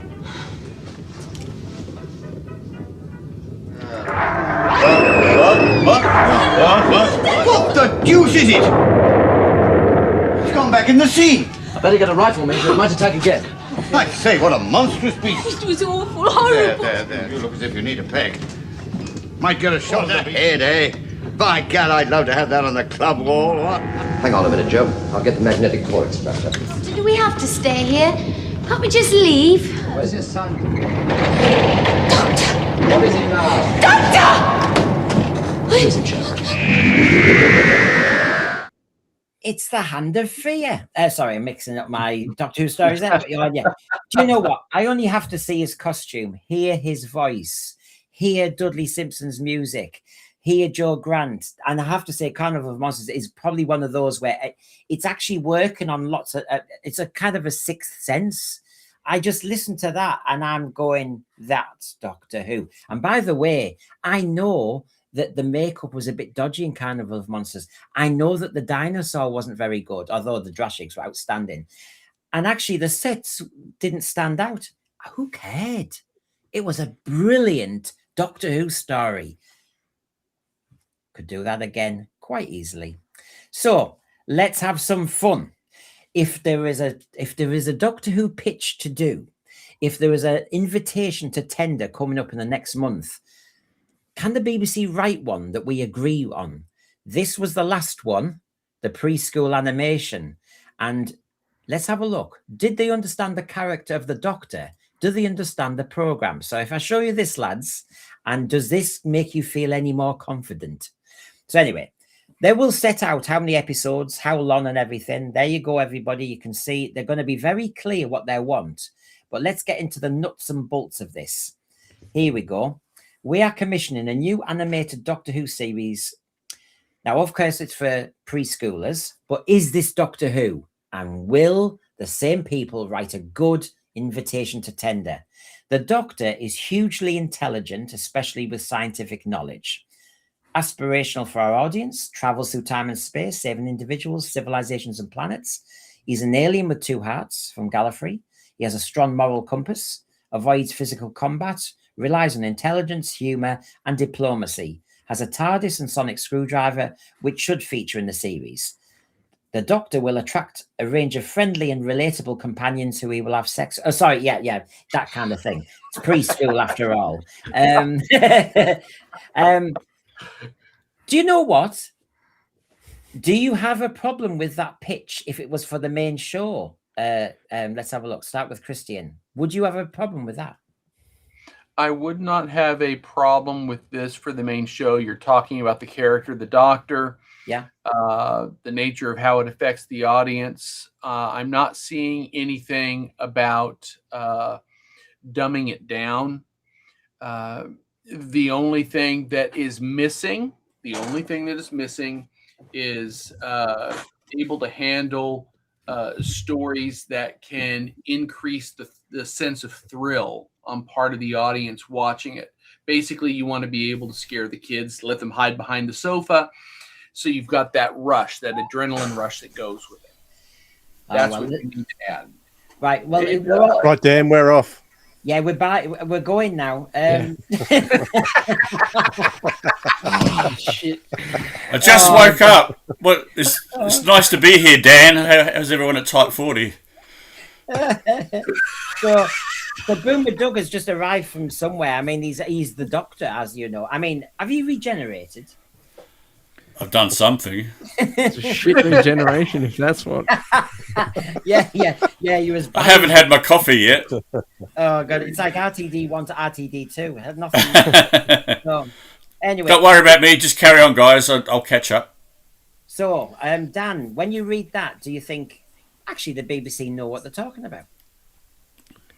No, this just boggles my mind. I can't even envisage why you'd do this show for, I don't even get the age group. It's just, yeah, it can't possibly be Doctor Who. I'd worry that it would absolutely tank the main show for kids, because what do kids want? They want to be like the adults. They want to watch adult stuff. They don't want to watch kiddie stuff. And if you've got this hanging around in the afternoon, we grew up on actual Doctor Who as kids, not this crap. Well, I agree with that, but I'm looking at that, Dwayne, and I'm thinking that's pretty much the Doctor. I love the fact that it keeps going back to science and intelligence, because we haven't had that for a while. No, I agree. The description of the Doctor looks okay, but it's you've just put the chat over the bit that I was looking at, which said the Doctor will attract a range of friendly and relatable companions who join in on the adventures and provide additional points of view as they collectively solve problems. That screams there you go. Trouble to me. They're going to drag children into these ideas and bring them all together and say, this is what you need to do, kids. And that screams the same kind of ideological message that we've been getting in the main show. Do you know what? I've written an episode while I was listening to your answer, Dwayne. Because I'm a cisgender, non-binary gay man, I've worked out the solution, Doctor. And he goes, oh, thank you, because I'm not a cisgender gay man, and your insight has helped me solve the puzzle. Thank you, children. You see, non-binary is great. I think I've worked it out, yeah. Oh, gosh, Mark, I can't wait. This sounds fantastic. I mean, it seems like a splice between the main show Doctor Who and Sarah Jane Smith Adventures. There you have her standing in for the Doctor, but then she's brought along the junior lot to help work things out. It almost sounds like a pitch for Sarah Jane Smith Adventures. Oh, now Boomer Doug, I hope he has woken up. I'm just going to wake you up big time. As Rob Fellow says here, it doesn't say he. Sorry. Do you know what? The idea of aiming at a younger audience, I'm all for, because I do think we need to find a new audience or any audience for Doctor Who, but this worries me a lot. I don't think this is going to be the way to go.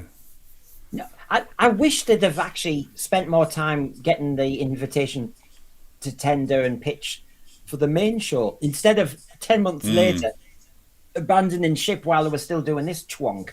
Anyway, there's the Doctor, and of course, the best Doctors, excuse me, I'm going to sneeze, have been odd, very alien, quite out there. I mean, Matt Smith in the latest era was really out there with the school kids.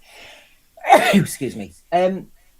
Actually, David Tennant wasn't the big cool dude, because as some of the kids said to me, the David Tennant Doctor was the Doctor you kind of half fancied, said some of the girls. And that wasn't the Doctor, they said. Whereas Matt Smith was that geek.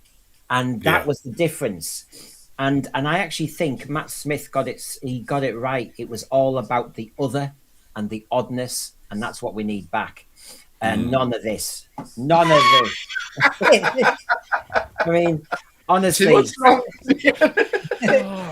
To be honest with you, going back to what we said earlier about BBC seeing Doctor Who as a cash cow, you look at that pitch and the demographic it's aiming for, I just think what they're wanting out of that is marketing and merchandise for parents to be able to sell to the kids, whether it's a plushy Dalek or a... I think it's a mishmash. Probably hoping for $1 billion franchise like Bluey. I think it's Doctor Who meets the Great British Sewing Bee. That's what it is. It's like, let's... Now, what about this then? Have we got confidence? The invitation to tender continues. It also wouldn't be Doctor Who without villains and monsters, but these shouldn't be more mischievous or bumbling rather than menacing. Now, I know it's for preschool. And provide the Doctor with challenges that can be overcome in a non-threatening way. Because we all kiss and make up, I think, yeah. A list of existing villains and foes for you to choose from will be provided to suppliers. Shara's Jack can't wear leather.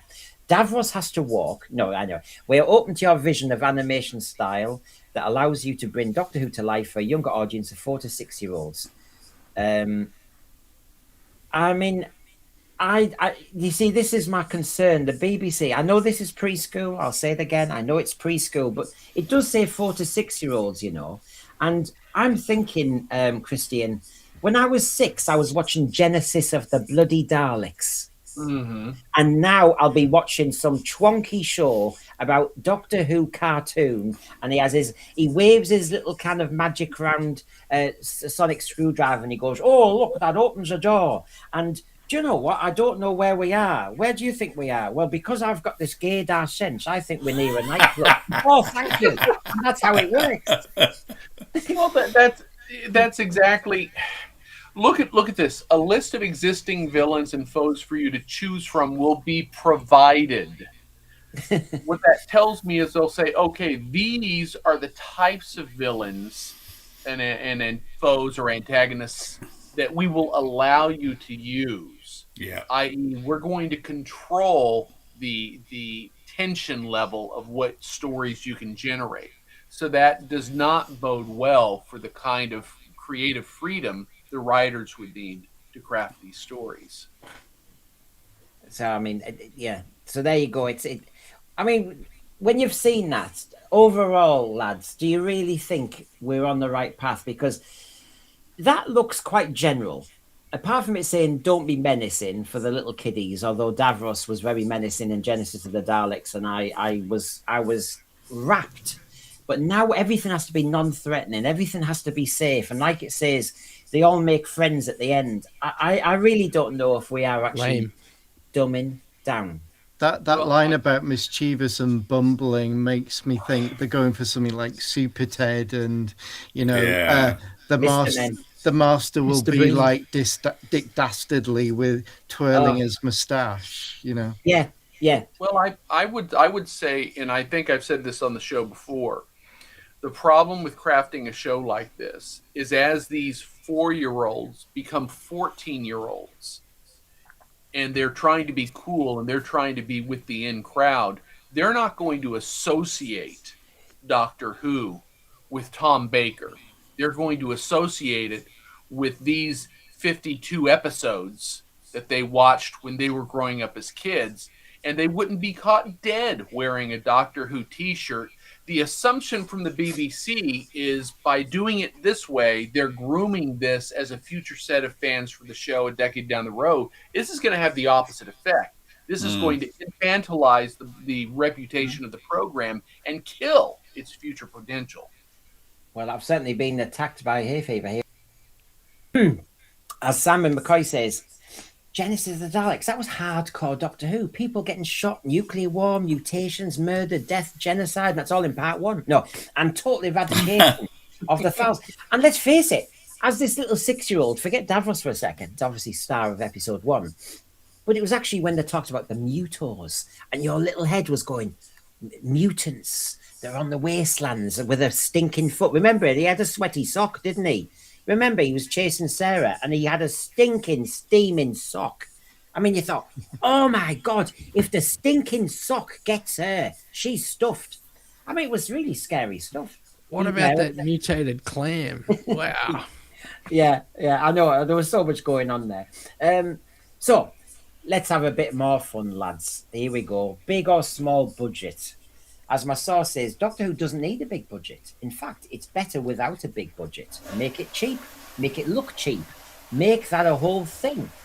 Look at the Matt Smith stuff that's been shown on BBC 3 recently. It looks great.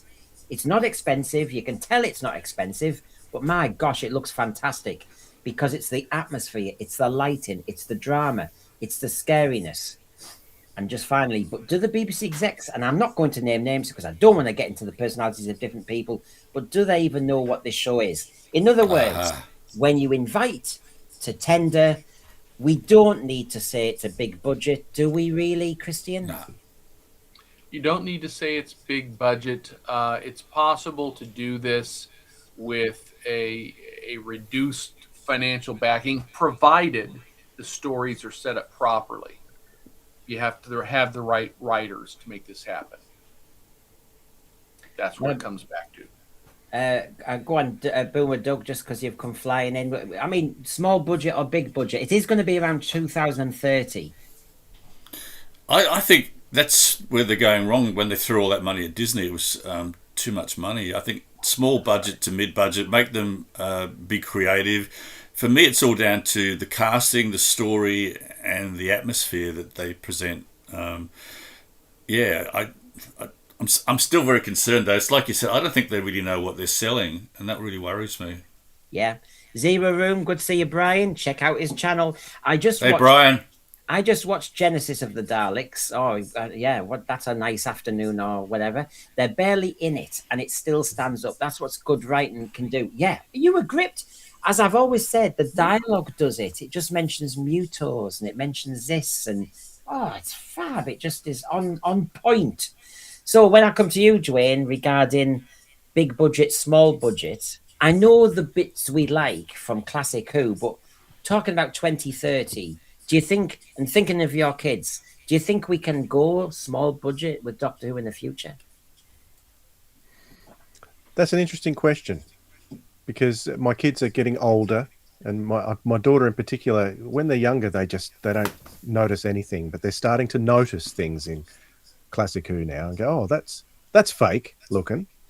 But so perhaps they do need a certain amount. It needs to be balanced. But Doug's right. It comes down to the writing. That's what has killed the show. The writing, the casting, they are the important factors. You've got to get the balance right. So everything's needed. The money's needed, but the quality of scripts is needed too, and a proper cast. Where would you go with this, Mark? Honestly, when I ask the question, big budget or small budget, is it mandatory for something to survive on TV in the future? But when you think of, I suppose the question is also, Mark, what do you want to do with the program? Because if you say you want to go dark doesn't have to be more expensive. If you say lots of monsters, that might be interesting, especially from what Dwayne said about, they will spot things. So where do you stand on this?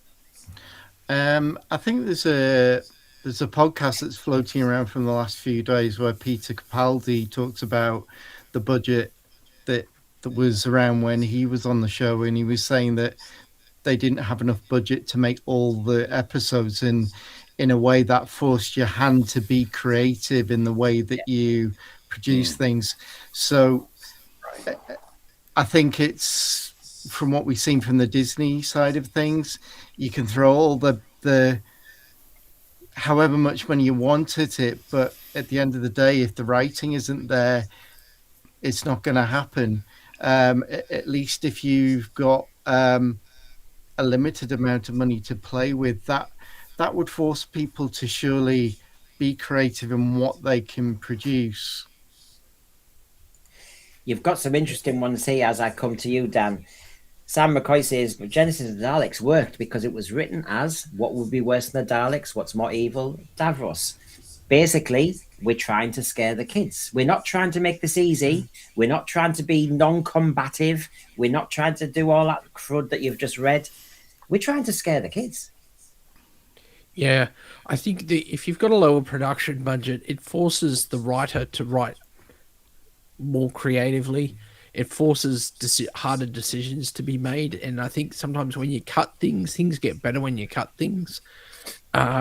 Having more than what you need tends to, in terms of effects and stuff, you're going to see more AI being used. And, if you've got more money than sense, it's not going to force you to grow and try new things. So, and that's a rule across all business, not just TV production. And I can honestly say when we haven't had the money, we found a way forward. Yeah. It may not have been what we were thinking, but it definitely, forced us to go reach deep into the cupboard and pull out stuff out of a box of tricks. And RTD knows this, because I will mention Midnight, because Midnight has one set, really, and a small cast. It's like a modern day horror fan rock, if you get my gist, really. And actually, and the alien, it's genius. You never see. I mean, RTD had it sussed in that one. I know you can't do that every week, but that's a cheap episode. That's the way to play it. It really did work. Benjamin Davis, thank you. My perfect era, well, Pertwee with the Tom Baker. I mean, it's a hell of an era. We've just been talking about Davros. Well, let's do. Everyone sees and knows too much. Oh God! Oh, lovely, lovely, lovely. So, I mean, big budget or small budget? Have I asked everybody? I'm just checking. Have I asked everybody?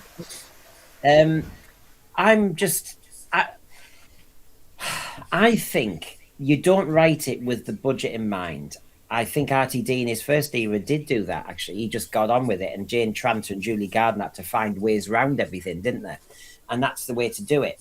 The production values have really increased. The quality of production values is there. But I don't know if this is the snobbery of TV nowadays, that everything has to be about production values instead of, okay, your production values are brilliant, but the story was so unengaging. I didn't watch the bloody production values. That's the issue. Hey, Brendan, look at the first season when Doctor Who came back. They didn't have the money for Murray Gold to do the scale that later came when they were successful. You know, he didn't have the big orchestras and stuff. He was doing a lot of it with synthesizers and on the cheap. And then later, once they proved themselves, that's when he was able to grow into the orchestras and stuff. Yeah. I mean, they always said adversity is the key to this. And I do think that is the way to go, as opposed to, I mean, I was happy with the pteroleptals. I was happy with that. I mean, I was happy. Even if you look at the Zygons, to be quite honest, I can see where it's a two-piece suit at the back. You sometimes see it. So he's a big. Well, hold on. Let's just kind of chillax for a moment here. Let's just remind ourselves. Must you say such nauseating things? Thank you. For your life, it was nothing. For not shouting. Balloon it! Just go. Just go.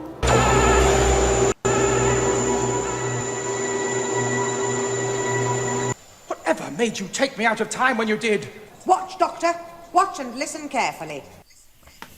The reason, Doctor, was you were very expensive and we'd had enough, and so sorry you sacked. No, sorry, I was talking about the wrong era then. Sorry. I get mixed up sometimes. David Harding's got a question. During the classic era, the producer and the SFX people, Matt Irving, knew how to stretch the small budget. Remember the Planet of the Spiders? Could you even find someone who would utilize a small budget like that now? Well, it was in-house in a way, wasn't it? I suppose the Matt Irving team was in-house. They were doing Blake 7, Ferry, Liquid Spaceships, all that sort of stuff. Well, if you look at what fans are doing now with regards to small budgets, people in their bedrooms are making things that look almost as good as what is on the screen. When we look at what garbage Who has been generating for us, and when we look at some of the animated work that Doug is doing just in his downtime, it shows me that the tools necessary to actually craft very realistic and manageable backdrops for these stories are becoming more accessible to the general audience. And this is the thing that I think will change the landscape in the next few years, because if they come up with software that says, press this button, here's the Doctor, here's the backdrop of the story, here's the sound set we want, and then have an AI system generate something out of it, and you can tweak it as you go. Yeah. By the time you're done, you may have a marketable 45-minute episode of the show just done at home. You may not have to worry about budgeting And since we're talking about budget, here's an example. It's from the 60s, but could you do a 2030 example of this? Seriously, because it is Doctor Who after all. Really, Jamie, your imagination is... Jamie, look. Doctor? Quiet, Jamie, quiet. That sound, that vibration, it's alien. I can... Don't seem to be able to concentrate. Both of you, concentrate on something. I can't! Oh, it's getting stronger. Three! Oh, dragging. Concentrate, both of you! It's too powerful. I will fight!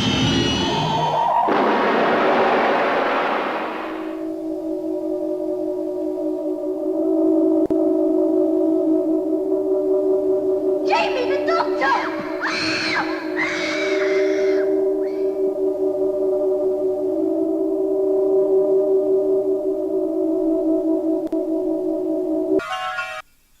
Could you make something, and would that be worth it? That's a way of doing it, isn't it?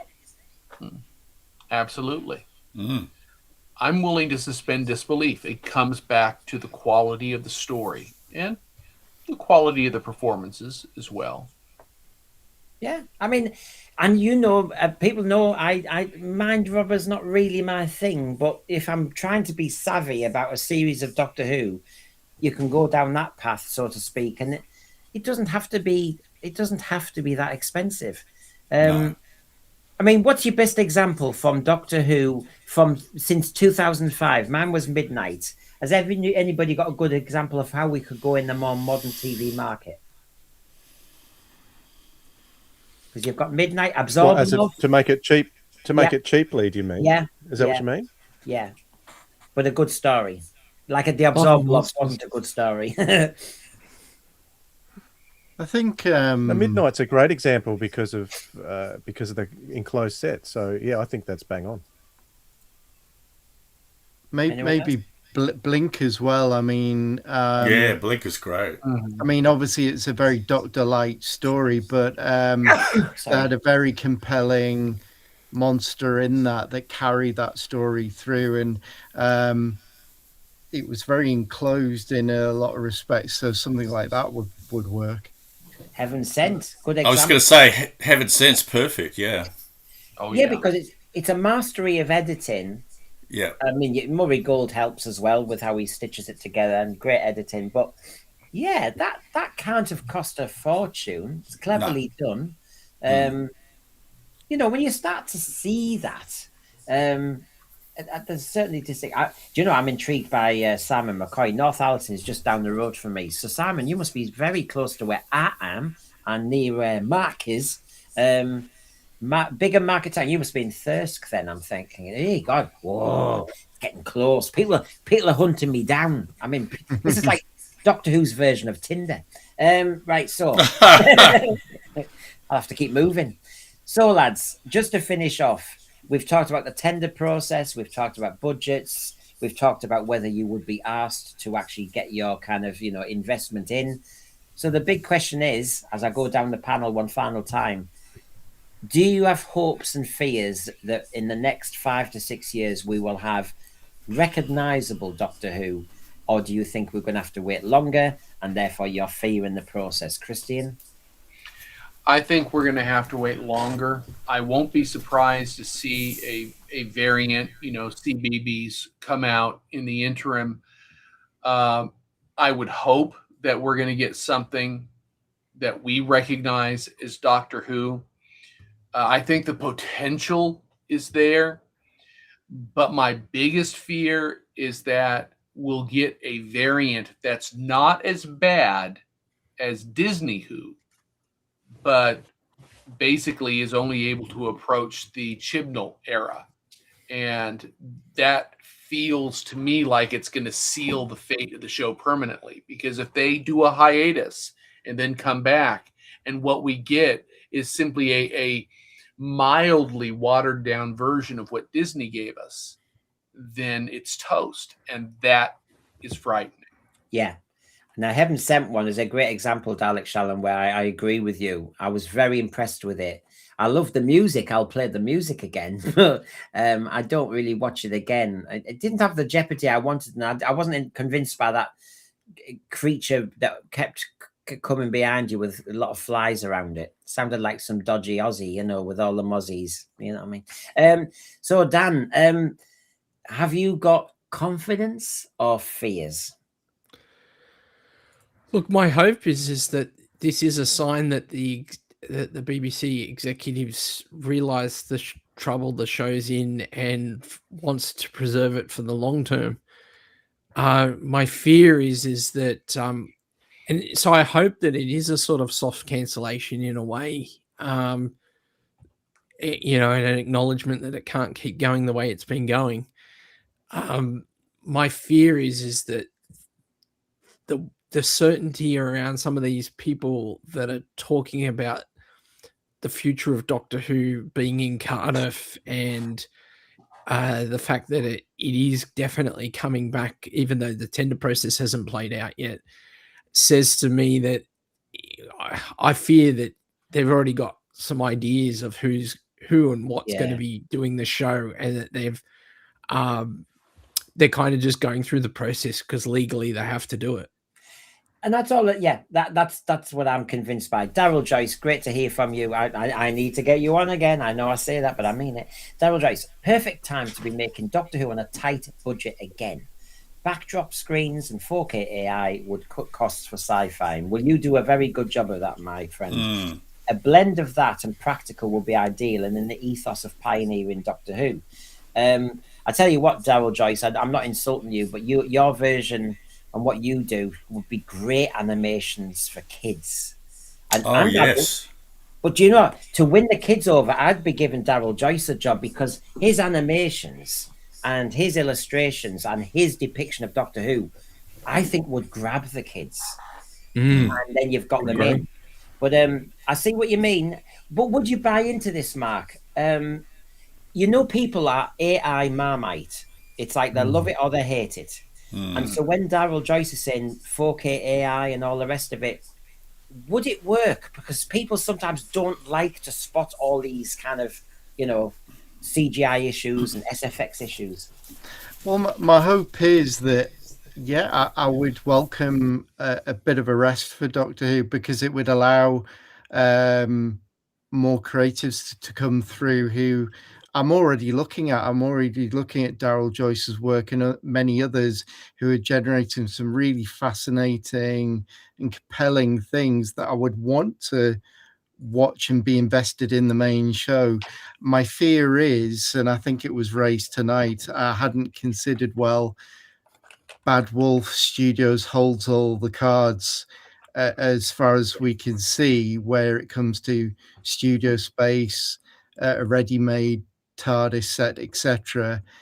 Is that going to mean that we're just going to plow on and do more of the same, and it's going to be very mediocre? Well, cherish it. It feels like it's been like that. Boomer Doug, where do you stand on this one? I'm not going to bring your age into this, but basically, why not? You do every other bloody show. Sorry, There's the guy calling himself Boomer. Do you need to regenerate to see Doctor? No. Do you think? Have you got fears that you will see Doctor Who in your lifetime again? I was actually going to say that myself. I'm probably going to be bloody dead before they get around to it.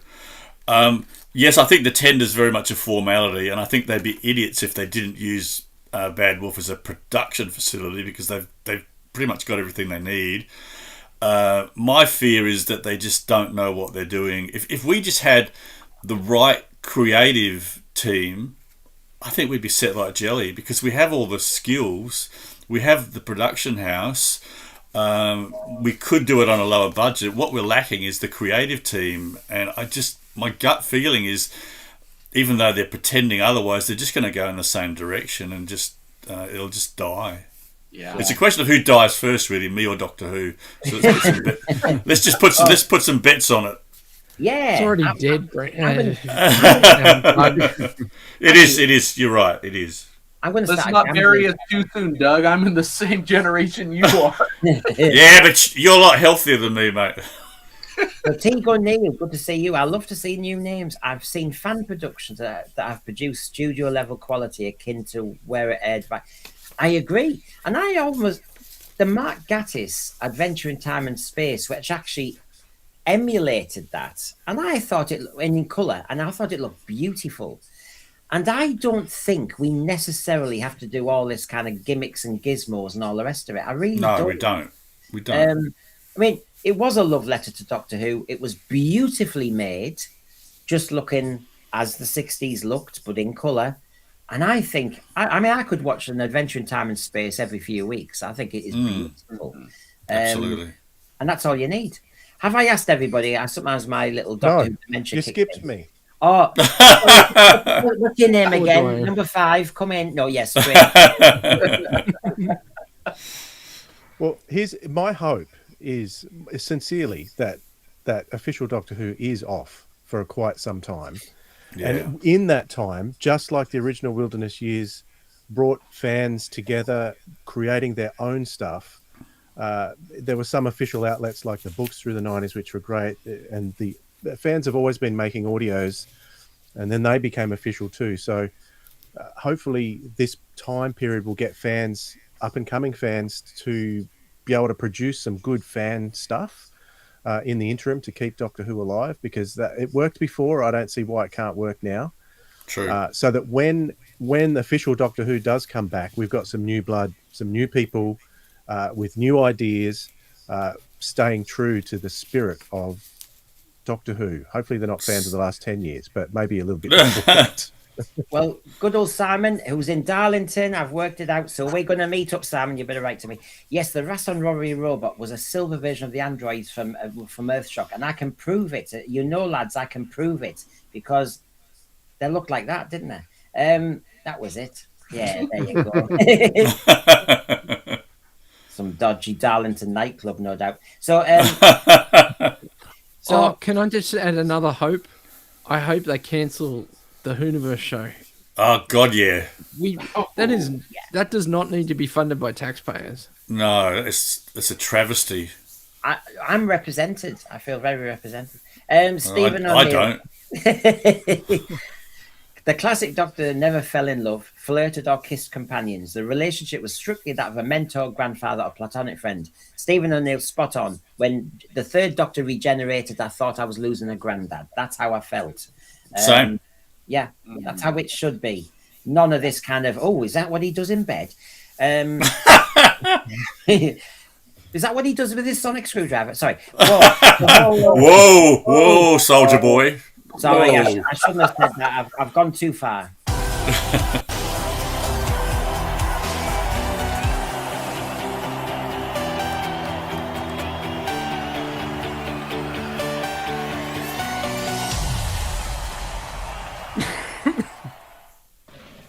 Will it not budge? No, it won't touch it, I'm afraid, Jamie. Have to use this. What's that? It's a sonic screwdriver. Never fails. There we are. All done by sound waves. Now. Yeah, there'd be no problem with that in bed, would there? Not at all. No, there wouldn't. I've cleaned it up. So only slightly. Yeah, well, you know me. Terrible. So, going around the panel, we thank you very much, Christian, for joining us again. I'm going to sneeze again. I know it's a terrible night. Thank you very much, Dan, for getting yourself out of bed for us today. And of course, Dwayne did the same. And Dwayne has his own channel, a very successful channel, and a very successful franchise, really, of getting actors over there. So, I know, an IP of your own. So, what you're up to? Nothing on the Sirens of Audio channel that's brand new at the moment, but on our Blake 7 The Way Back channel, we've just dropped our latest episode reviewing the Series 1 episode, Project Avalon, which is a really good episode. And we've got recent interviews with Isla Blair, if everyone remembers Isla Blair from Jewel, I should say, the Blake 7 episode, and Carol Royal, who plays a Muto in the same episode, Jewel. We've got an interview with her, which is really, really good interviews. So check those out at Blake 7 The Way Back. Yes, I've seen you doing a lot of Blake Seven, which is good. Really nice, really nice. Mark, are you doing a channel by any chance on Homer Aqua or Sea Fish Sex or anything? Well, yes, I pitched it to the fish and chip shop down the road. So we're going to be serving up battered sea devil. That's it. I love it. With a few onion rings, you know. But Boomer Doug. Well, I mean, you're not very creative at the moment. You end up you're doing all these cartoons and all these animations and all the rest of it. So what are you up to? Nothing really. Well, I'm same old shit really. But whoops, I'm going to get you off the air, aren't I?